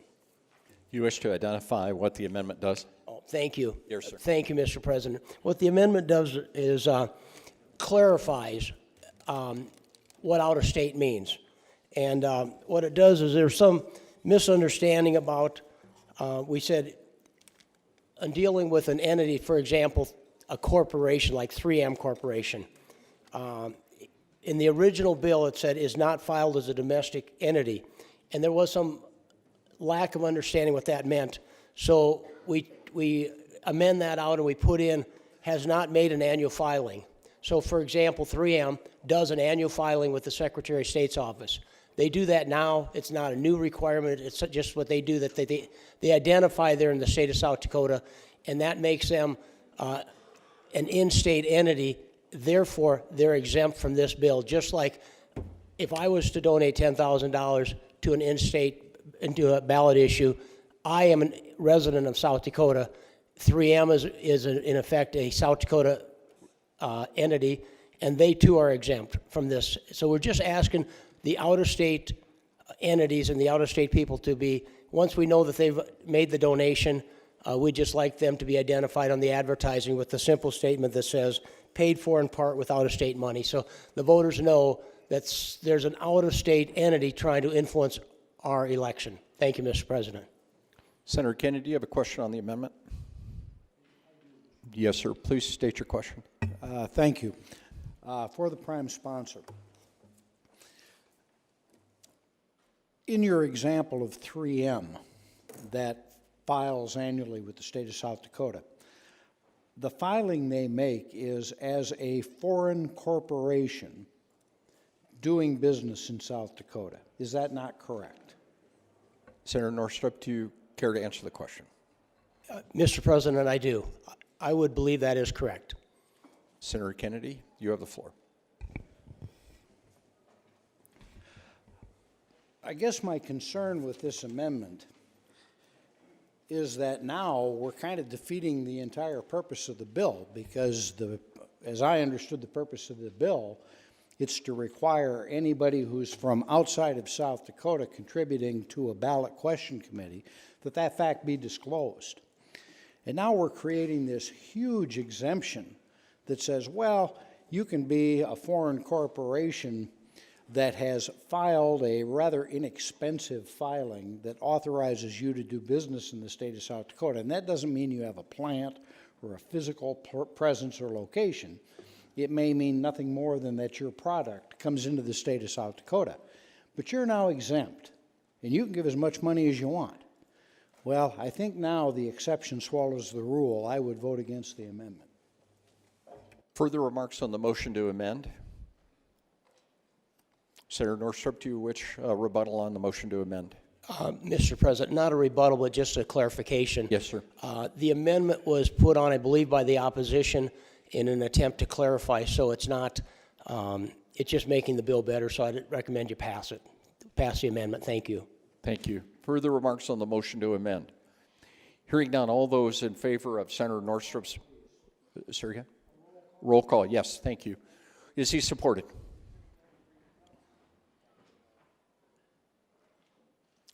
He is. Excuse me. The question before the Senate, Senator Northrup's motion to amend 1282 Kilo Alpha. Those in favor of the amendment will vote aye. Those opposed, nay. Madam Secretary, call the roll. Senator Boland. Aye. Kamak. Aye. Cronin. Aye. Kurd. Aye. Ewing. Aye. Frerichs. Greenfield. Haverly. Heinert. Jensen. Kennedy. Killer. Klum. Kobeck. Langer. Maher. Monroe. Nelson. Netherton. Northrup. Otten. Partridge. Peters. Rush. Russell. Soholt. Solano. Stalzer. Sutton. Tiedemann. White. Wick. Youngberg. Mr. President, there are 24 yeas, 9 nays, and 2 excused. Senator Northrup's motion to amend 1282 Kilo Alpha, having received a majority vote of the members present, is hereby declared passed. 1282 is so amended. Senator Sutton. Question to the sponsor. State your question, sir. Well, thank you, Mr. President. Senator, walk me through this procedurally. So let's say that a ballot question committee orders a whole bunch of handouts, and they put paid for by so-and-so, because they're not planning on getting a big contribution from out of state. So they buy in bulk. They got all these flyers and handouts. Then at the end of the campaign, they get an over $10,000 contribution from a single entity. Do they have to throw away all of their material and start over? Senator Northrup, do you care to answer the question, sir? I do, Mr. President. That is correct. In other words, once you cross the line of getting greater than $10,000 from an entity, in the name of transparency, we would ask that you not hand out literature without the disclaimer on it. So that disclaimer would be required once you take the $10,000 contribution. Senator Sutton, you have the floor, sir. Well, thank you, Mr. President. Members of the body, I plead with you to use a little common sense here and think about this. Ballot question committees sometimes put a lot of money into materials that they're using, and to have a situation like this where they would have to throw away materials and start all over, I just do not think makes sense. And so I would encourage you to defeat this bill and move on to the next issue. Thank you. Further remarks on 1282? Senator Nelson, good afternoon. Thank you, sir. Well, I think those last statements that we heard from the prime sponsor should tell us what our duty is here. And I would ask my good colleagues to reassert refresh their memories of what the First Amendment says. I'd also ask you to look at the South Dakota Constitution, which has even more stringent provisions about our duty and being restrained and restricting these folks' freedom of speech. We're going to tell these folks that they cannot have their own political freedom of speech if they don't have this caveat on their campaign material. Again, for those folks that are listening out in South Dakota, I'd encourage them to Google McIntyre versus Ohio Elections Commission in 1995. That references several other cases where the Supreme Court has struck down very viciously such bodies as ourselves who have infringed on the First Amendment rights of Americans, especially their political speech. Political speech in America has been sacrosanct going back to the founding of our country, and a lot of that is because how our country was founded. Our founding fathers had to use anonymous freedom of speech in order to influence the revolution, because if the King of England had found them, they'd have strung them up and done some horrible things to them. I understand that we may not agree with some folks' positions on some issues, but it is absolutely their First Amendment rights to be able to state them and to hand out campaign material. What we're asking to do here is now we're going to say that we're going to mandate they make utterances in compliance with this statute. We're going to force them to comply and speak what we tell them to speak. Let that sink in. Instead of recognizing, protecting freedom of speech, we are now extending ourselves to the point of tyranny, of forcing South Dakotans to say what we tell them, whether they want to or not. That's not freedom of speech. Furthermore, we're going to make them expend monies in order to comply with this. Because when we're talking about radio ads, when we're talking about television ads, they're going to have to pay for that period of time where we force them to say that a portion of that ad was paid for by out-of-state monies. And probably the most telling, the most damning part of this bill, when we look at it, we're not applying this to our elected offices. Now, if we had, I might even be tempted to support this, because I've seen how much money pours into this state to influence our federal elections. I had opponents in 2014 that received upwards of 90% of their money from out of this state. I would have loved for South Dakotans to know that. But we're not doing that here. And frankly, as much as I would have loved my fellow South Dakotans to know that our state election was bought, I would still have to rise up and say, you know what? We're not going to curtail the freedom of speech. Too many good people laid their life on the line to get this for Americans, for us to so callously infringe upon it. Again, I'd ask you to look at your obligations, the restrictions underneath the First Amendment, and realize those restrictions are on us, not the good people of South Dakota. Thank you. Further remarks? Senator Peters, good afternoon, ma'am. Good afternoon, Mr. President. Well, I'm going to have to, I know we're going to go into a twilight zone, but I'm going to have to agree with the previous speaker on this particular bill. I know, but he actually does bring up one point. But, you know, See, I've he been... left. He couldn't believe I know, it. and he wasn't even here to get kudos. So... He wasn't even here to enjoy it. I know. But,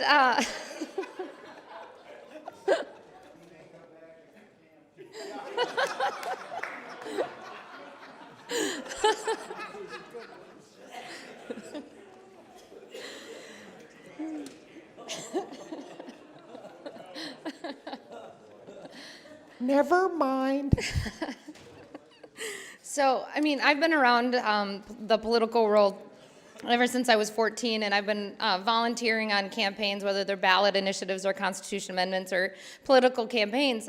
And I've always been geared more to my specialty on the finance side of it, as far as making sure that you're spending money in the best way that you can with the most efficient bang for your buck.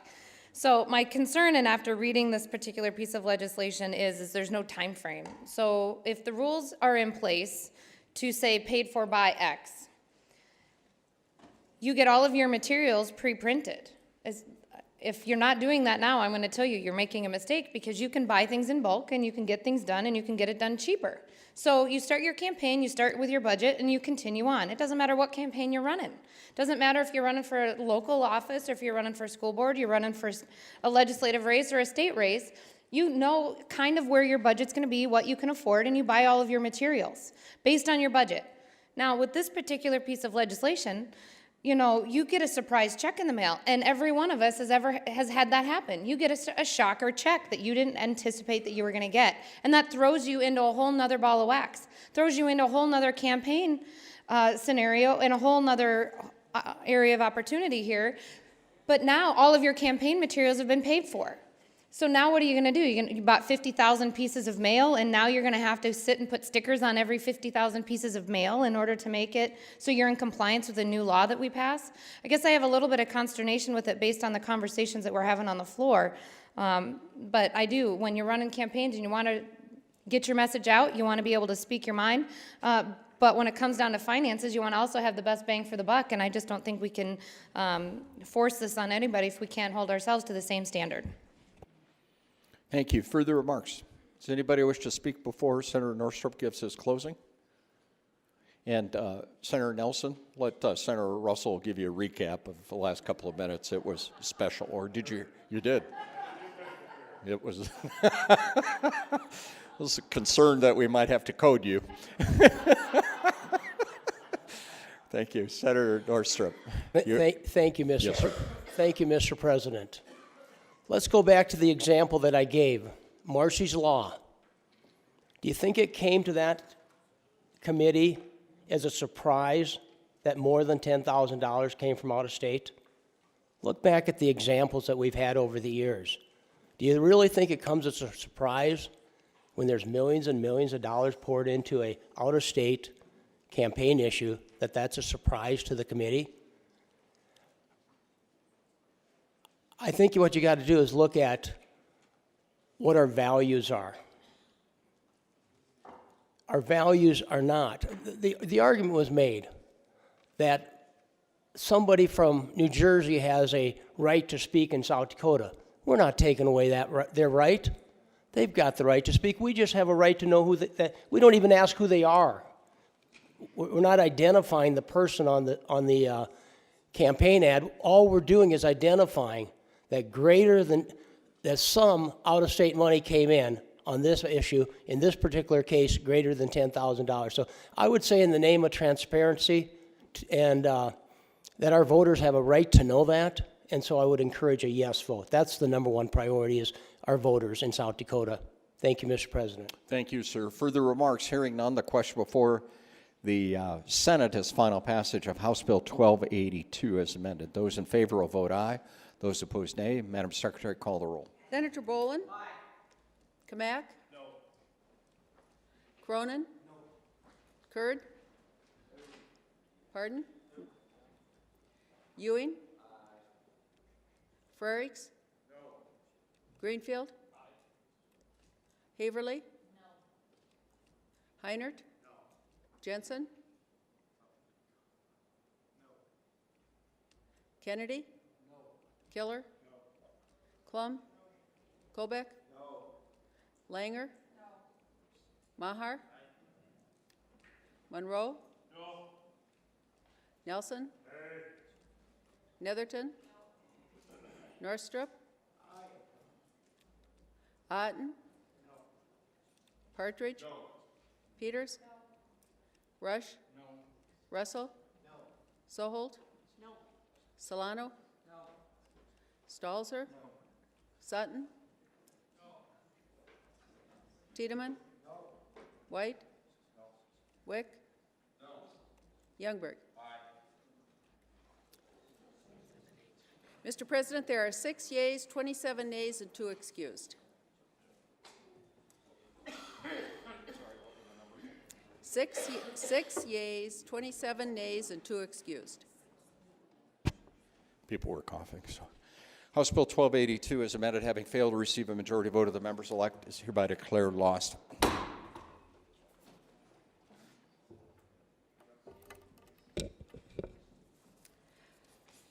House Bill 1114, an act to establish certain requirements for students enrolling in resident school districts or assigned schools after participating in open enrollment. House Bill 1114, having received a second reading, is up for consideration, final passage. Senator Peters, good afternoon again, ma'am. Good afternoon. Thank you, Mr. President. Well, House Bill 1114 seeks to clarify 2 legal questions that have existed in our state statutes for some time when it comes to the open enrollment statutes for education. The first question is, can an open enrolled student return to his or her resident district? And 2, if so, what is the process to do so? The answers are yes, if they notify the school by August 1. That's what this particular bill does. Here's the reason and the problem that we're trying to solve here with House Bill 1114. We had a situation in one of my home districts where we had about 10 students, and we think, oh, it's just 10 students that came back after open enrolling. The problem is they happen to be all in the same grade, and we already had 4 classfuls at 25 students in a class, and 10 kids showed up unannounced. That's quite the shock when you are trying to balance low classroom, low student-to-teacher ratios, and still trying to maintain a balance of young kids. So what we did is we went and asked the Attorney General and a few other attorneys as far as can school districts actually refuse resident districts students even after they've open enrolled? And the question was no. You couldn't refuse, even if you had 0 capacity to accept those resident students. So that's why we have the bill. All we're seeking is not to refuse, but we're seeking the permission that you notify the resident school district if you are coming back, that you're coming back, and giving them a few weeks' notice so they can plan ahead on day 1 of the school year. So based on legal analyses from the Associated School Board of South Dakota and the Attorney General's office, a student has a legal status to return to their resident school district because they are a resident of their home district. However, a student who open enrolls out of district cannot return within the given year they apply for open enrollment unless both school boards agree that they can return. And now that's already in statute. So what happens at the end of the open enrollment year and a student wants to return? Well, if a student chooses to return, they notify their resident school district of their intent by August 1st that they plan to return. And so, again, the reason why we want the notification is just to make sure that people are aware that they're coming and that they're adequately planned for. If they're a special ed kid, that they know that the resources are available. It's really a simple thing, and I hope that this helps clear up some of the issues that we've had in our home districts as far as when it comes to open enrollment and people wanting to come back to their home district. So with that, I'd encourage your favorable support of House Bill 1114. Thank you. Senator Bolin.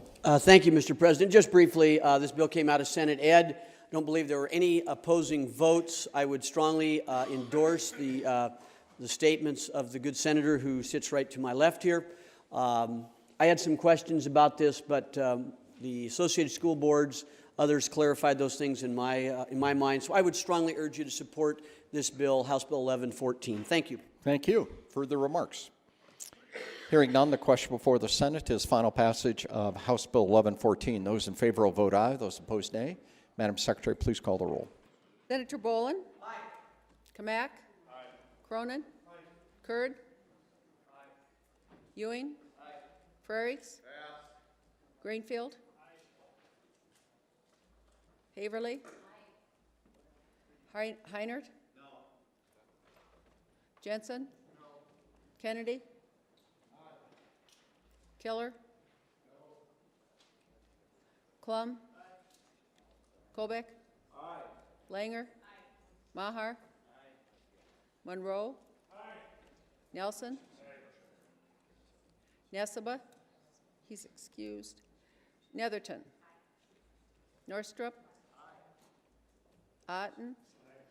Partridge? Aye. Peters? Aye. Rush? Aye. Russell? Aye. Soholt? Aye. Solano? Aye. Stalzer? Aye. Sutton?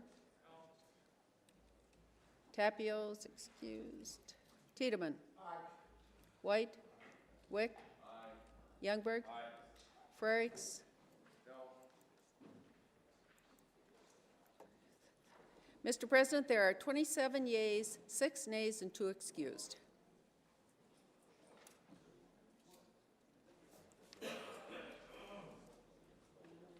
(27 yeas, 6 nays, and 2 excused). House Bill 1114, having received a majority vote of the members elected, is hereby declared passed. Any title questions? Title's approved then. Thank you. House Bill 1166, an act to revise certain provisions regarding waivers recommended by the School Finance Accountability Board. House Bill 1166, having received a second reading, is up for consideration and final passage. Senator Cronin, good afternoon. Thank you, Mr. President. Good afternoon. House Bill 1166 came to fruition after the Joint Appropriations Committee had the Interim Appropriations Committee had hearings in December that dealt with the waivers of the Finance Accountability Board, which was created under the new education formula. I believe it was Senate Bill 131 2 years ago. And when that came before us, we realized that we had no way of tackling an issue that had shown up that dealt with the fact that some of the school districts were required to pay for students that were required to spend money on their teachers based on a formula that had them without the students that were counted. They were phantom students. So, but we were kind of frustrated because there was really nothing we could do. The only thing we could do would be to approve the waivers, which that the Accountability Board came forth with, or deny them. And in that case, we would penalize all the schools even worse. Now, one of those criteria has dropped off. It was a one-year deal. The 85% was to teachers' salaries. That has dropped off. And the other thing that caught a lot of these schools was a combination of eliminating two-year averaging and then eliminating the use of declining enrollment as a factor. So we've tried to find some language that would allow the legislature in this case, the appropriations in this case, but an arm of the legislature to be able to, when we identify a problem, maybe change or or stop the process and say, hang on a minute, we don't want that to happen. Let's work something out together to try and figure out how we can get past this. And so we came up with the language, basically the amend in the last section there, the last paragraph, the Joint Committee on Appropriations or the Interim Committee on Appropriations shall approve, amend, or deny. Previously, it was approve or deny. And so we thought amend would work. And there'll be an amendment, I believe it's at your desk coming. It's a friendly amendment. Kind of restructures the wording, but it gets to the same aim. But it also makes it so that appropriations is not going to be the Finance Accountability Board. We don't want that to come through the legislature. We want to be able to say, hey, we've identified another problem. We want the Accountability Board to work with us to try and come up with a solution. So with that, I'll stand down and hope you can support the amendment and the bill. Senator Partridge, you have a motion to amend marked 1166 Bravo Alpha. Is that correct? I'd like to move it at this time, Mr. President. Comments on the motion to amend? Do you wish to speak to the bill too, sir? Thank you, Mr. President. I'll speak to both. Yes. And basically what this does, this amendment provides for the fact that the Appropriations Committee would really make suggested changes back to the Accountability Board. The Accountability Board would then take those changes and bring them back to the Appropriations Committee, of which that Appropriations Committee can approve, deny, or amend. So what it does is it doesn't just put the onus on the Appropriations Committee, but rather the Appropriations Committee shall provide suggested changes and then run them by the Accountability Board. The goal here is that the Appropriations Committee does not become the Accountability Board. We have no intention of undermining them. We want to make sure that we work in conjunction with them and respect their work. So when there is an approval or denial, we will then go back and listen to that testimony like we did this year. This bill allows us to amend it, but before we do, we just want to ask that Accountability Board to review our suggestions and make sure that they are either approving of them or disapproving. If they disapprove, we can still change it according to our wishes, but we want that input back in, from them. So that's what the amendment does. In just before the process that we approve, deny, or amend, we shall go back to them one more time with suggested changes. Thank you, Mr. President. Thank you, sir. Further remarks on the motion to amend? Senator Heinert, Metakupee. Metakupee, question for the prime sponsor of the amendment. State your question, please. Senator, how many appropriators are educational professionals? Senator Partridge, you care to answer the question? Well, thank you, Mr. President. I'm not exactly sure what the definition of an educational professional is, but I would say that over the years there have been a number of people on appropriations that have some education in their background in terms of being part of that either K-12 or higher ed who have been on appropes, but that varies as it relates to the committee, of course. Senator Heinert, you have the floor. Okay. Follow-up, maybe? Yes, sir. How many members of the appropriations vary from, small school to large school? Do we have any kind of breakdown on that, of who they represent? Senator Partridge, do you care to answer the question? Well, I thank you, Mr. President. I might just offer the fact that I think the Appropriations Committee over the years has been a broad representation of small and large, and you have definitely differing, opinions on that board or on that committee related to what should happen with education. So I think it's been, and we've had some heated discussions on that committee as well, related to funding and what would be large and small. The prime sponsor of the bill is from a small school district. I'm from a large school district. I mean, there is a broad representation of school districts on the Appropriations Committee. Senator Heinert, you have the floor. Well, thank you, and I thank you for those answers, Senator. I do have some concerns, though. One is, when we start talking about education in this state, it seems like, well, we've all went to school, so then we're all pretty familiar with education. We've all maybe had a kid in school, so yeah, we kind of know what's going on. But education is the only profession where we all think that we really have a grasp of what's happening. And in our districts, there are varying degrees of difficulties of why a district may not meet its targeted goals. And the Accountability Board understands and looks at these districts as they sit. Now, whether that's a small little district in the northwest corner, or a large district in the southeast, or a district like Cheyenne Eagle Butte, which has BIE and public all in the same building. And there's so many different variances and nuances in each of these districts. And I think the Accountability Board is trying to make the best decision that they can as it compares to each district. And if we put this onto appropriations, well, we didn't like what the Accountability Board did here, or no, we're going to approve the waiver.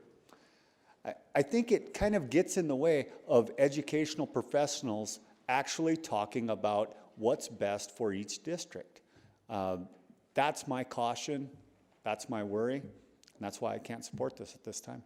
Thank you. Thank you, sir. Senator White, good afternoon.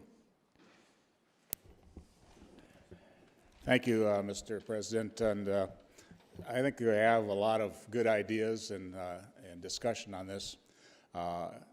I did visit with the chair of the Accountability Board regarding this bill, and he shared with me that he helped design it, was with his input. And the thought process was they wanted to work in unison with their parent group that they are accountable to, which is the appropriators. That if they found something, that they would be able to work with the appropriators to handle whatever that situation was. That Accountability Board is made up of several different school districts across the state that does have different enrollments. So they are the peers that we would look to as far as dealing with the issues. It isn't that we would, as an appropriation committee, come in and do some oversight as far as anything that they wouldn't recommend, just that we would be working with them.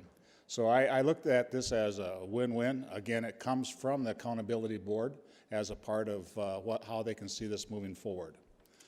And I do have a BS degree in education. Thank you. Further remarks? Senator Partridge, you wish to close on the amendment? Well, thank you very much, Mr. President. And I just would like to follow up on some comments made by the good senator from Brule, Buffalo Jones. The objection to, he articulated the objection to the bill without the amendment, which is exactly the objection that I had, in that we on the Appropriations Committee will receive the waivers and we can do what we want with them. So in several conversations and talking this through, what we came up with was we wouldn't just send them back to the Accountability Board, we'll send them back with suggested changes. And then that Accountability Board shall bring them back to us with their comments on those changes. So your comments are, I think, spot on with regard to the bill unamended. But I will just ask the body to support the amendment for that exact reason, is that we would work in concert with the Accountability Board in really understanding their recommendations and then amending them only if necessary and with their input. Thank you. Further remarks? Hearing none, the question before the Senate is Senator Partridge's motion to amend marked 1166 Bravo Alpha. Those in favor of that amendment signify by saying aye. Aye. Those opposed, nay. Motion carried. It is so amended. Further remarks on House Bill 1166 as amended? Senator Cronin, do you wish to give a closing? Negative? Hearing none, the question before the Senate is final passage of House Bill 1166. Those in favor will vote aye. Those opposed, nay. Madam Secretary, please call the roll. Senator Boland? Aye. Mack? Aye. Cronin? Aye. Kurd? Aye. Ewing? Aye. Frerichs? Aye. Greenfield. Haverly. Heinert. Jensen. Kennedy. Killer. Clum. Colbeck. Langer. Maher. Monroe.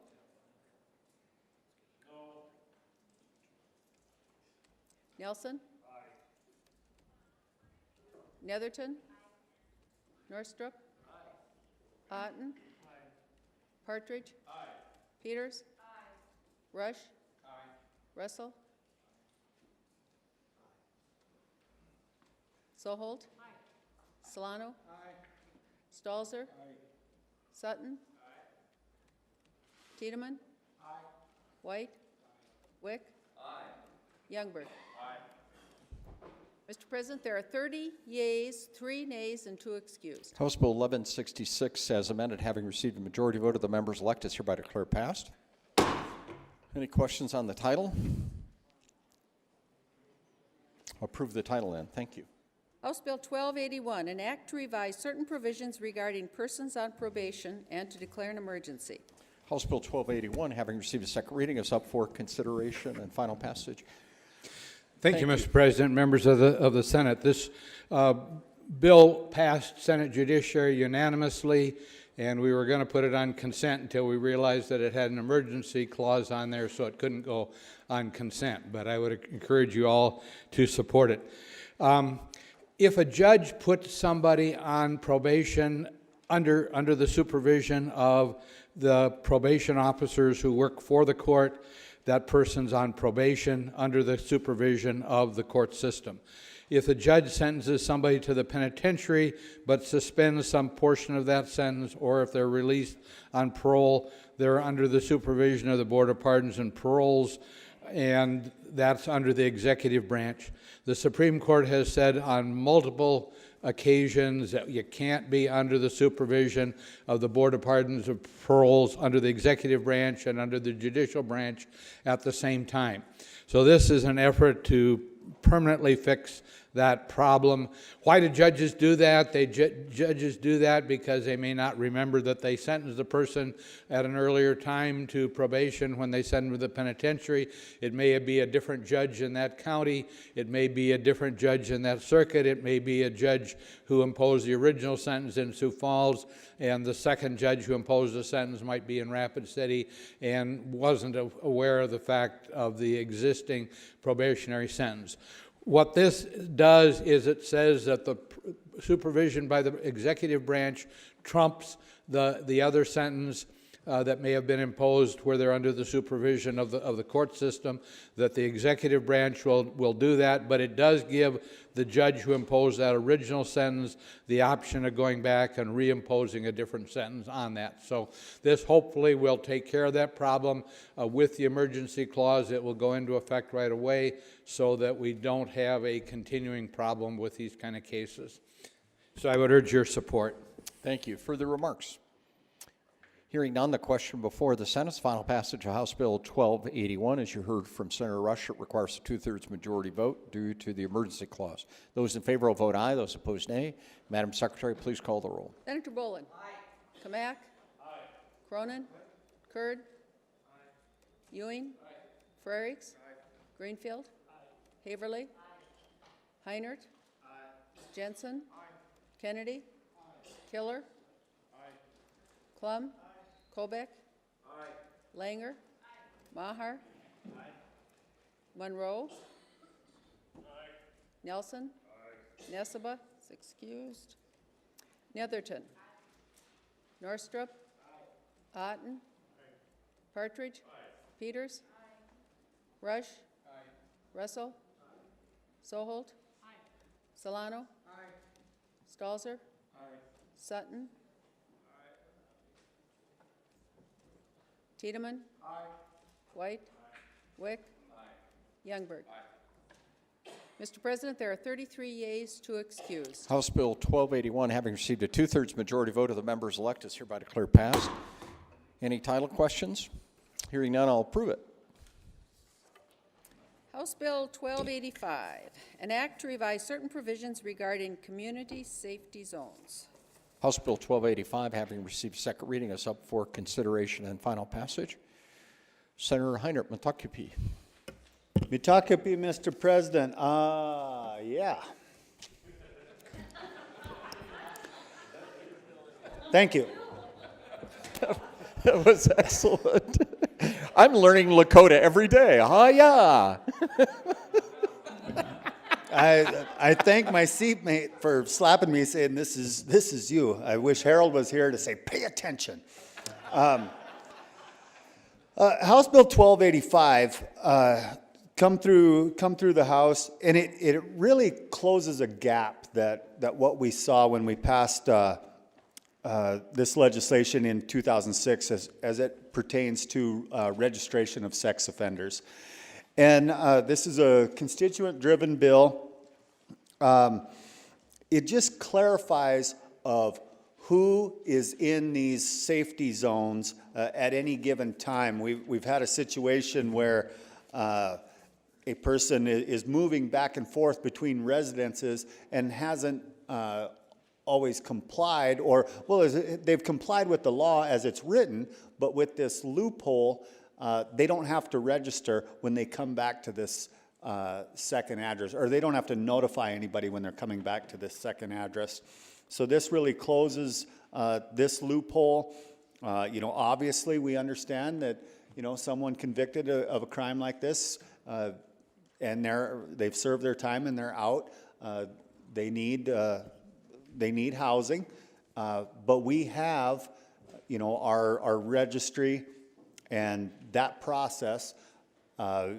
This would just clarify that prior to, wording from prior to July 1, 2006 to as of July 1, 2006. So if they've already owned that home, it just kind of establishes some residence requirements. I urge your support, and I will stand by for any questions.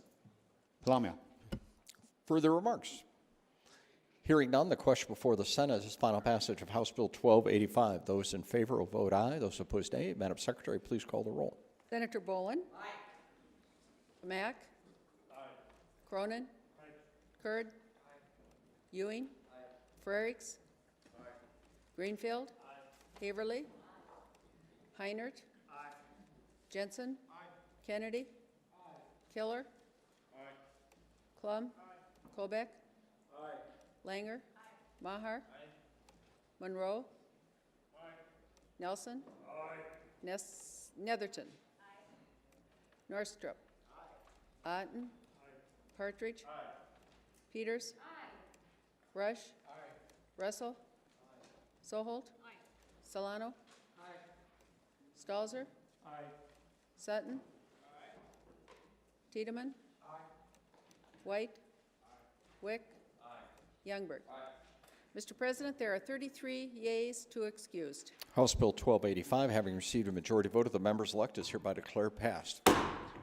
I'll approve the title as well, unless there's an objection. We will revert to order of business 7 for messages. Of a message from the House that they have appointed Representatives Turvabill, Rosamond Wismer as a committee of 3 on the part of the House to meet with the like committee on the part of the Senate on Senate Bill 62. Terrible.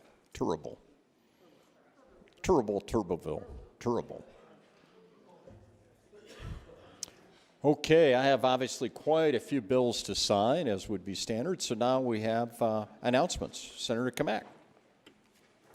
Thank you, Mr. President. There'll be a joint meeting of Senate and House Ag and Natural Resources in 464 tomorrow morning at 9 a.m. And the folks from Ag Unity will be providing a breakfast. Senator Boland. Thank you. Well, the long-delayed conference committee on House Bill 1016 will meet tomorrow at 8:30 in room 499, and on our side, it's Boland, Netherton, and Killer. Also, 9 o'clock, there will be a brief meeting of Senate Ed just to kind of finish things up and talk about possible summer studies. Thank you. Thank you. Senator Greenfield.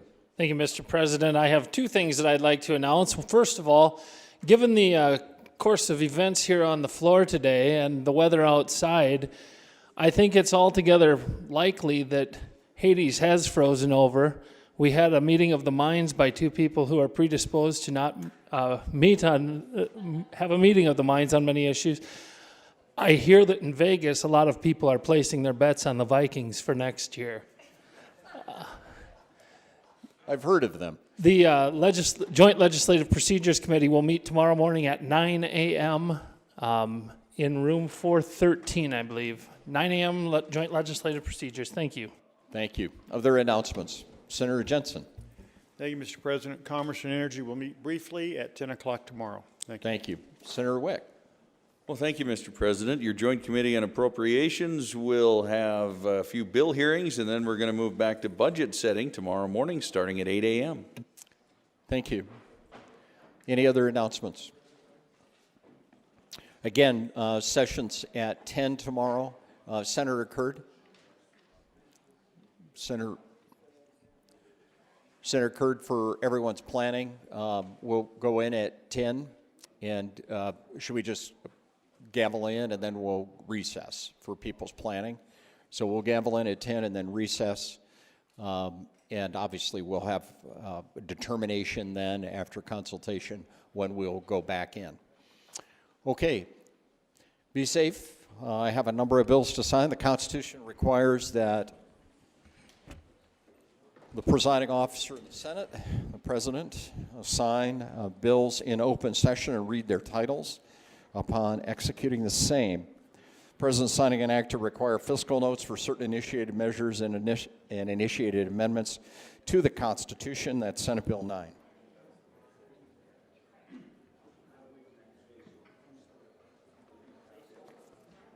President signing an act to revise certain provisions regarding the time period during which petition sponsors may submit ballot measures to the Legislative Research Council for review and comment. That's 11, Senate Bill 11.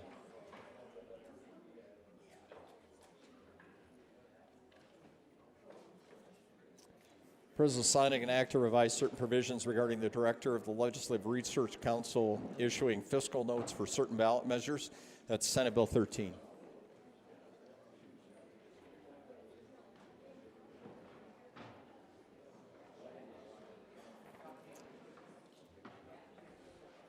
President signing an act to revise certain provisions regarding the regulation of limited gaming in Deadwood, South Dakota. That's Senate Bill 43.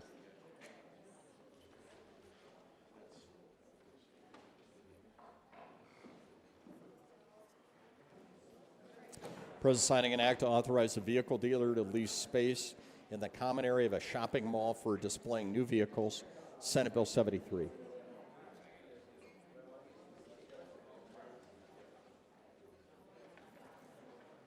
President signing an act to establish term limits for members of the Board of Regents. Senate Bill 80.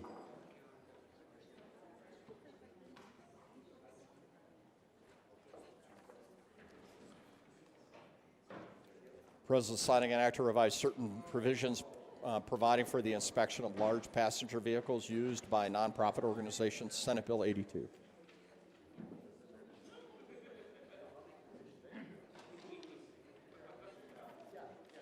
President signing an act to revise certain requirements when a local unit of government sells surplus property through a real estate broker. That's 86.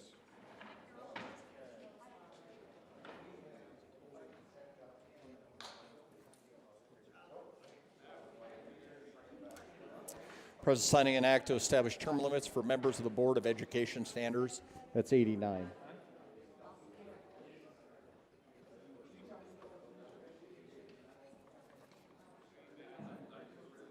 President signing an act to revise certain provisions regarding the payment of taxes and fees before transferring title of mobile homes or manufactured homes. That's Senate Bill 90.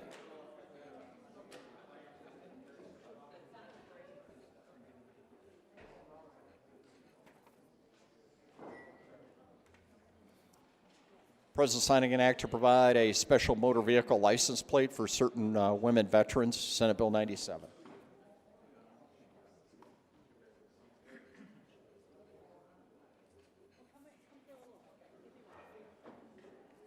President signing an act to revise certain provisions regarding objection to a custody or visitation order. That's Senate Bill 140.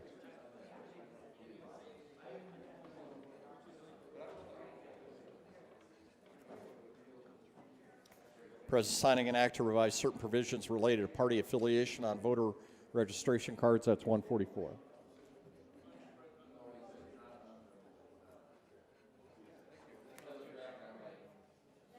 President signing an act to revise the list of organizations that may approve an accredited non-public school. That's 148.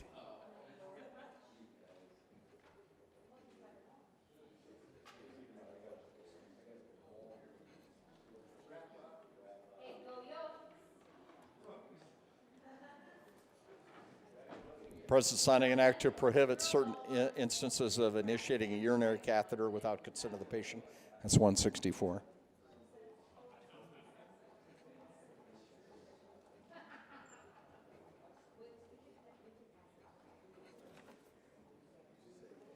President signing an act to revise certain provisions regarding child custody and visitation and the enforcement of those provisions. That's 165.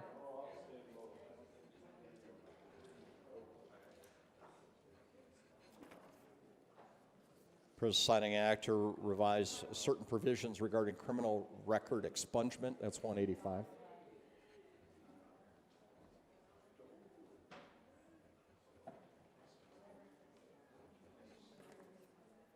Yeah, I'd cover that up too, Jack. Hey, Jack, if I were you, I'd cover that up too.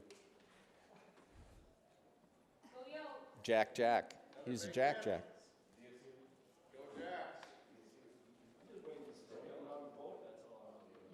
That's nice of you. President signing an act to revise certain provisions regarding the Bureau of Information and Telecommunications assistance to schools. That's 212.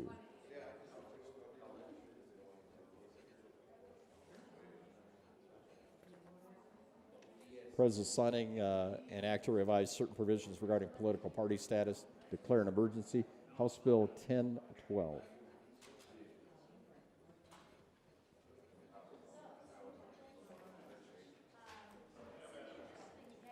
President signing an act to revise and repeal certain provisions regarding alcoholic beverages. That's 1070.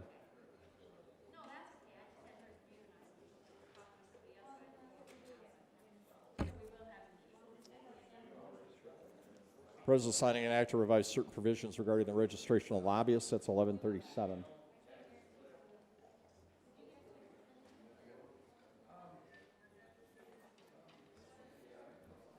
President signing an act to authorize certain alcohol manufacturers and wholesalers to enter into sponsorship agreements with certain alcohol retail licensees. That's 1157.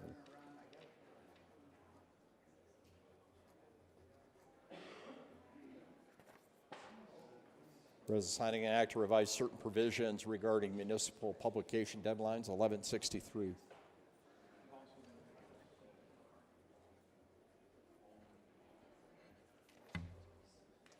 President signing an act to revise certain provisions regarding the abandonment or dissolution of television translator districts. 1168.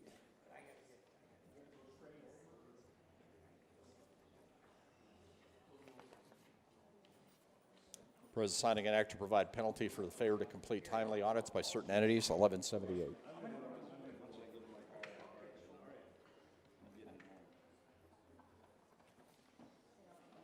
And the President signing an act to revise the deadline for the certification of certain municipal ballot language to the county auditor. That's 1183. Did we do it?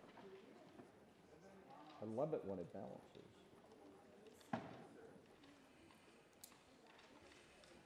Please welcome back Boots. Okay, where's my? Senator Colbeck moves that the Senate do now adjourn. All those in favor signify by saying aye. Aye. Those opposed, nay. Motion carried. We are adjourned. Thank you very much. See you tomorrow, 10 a.m. 5:03.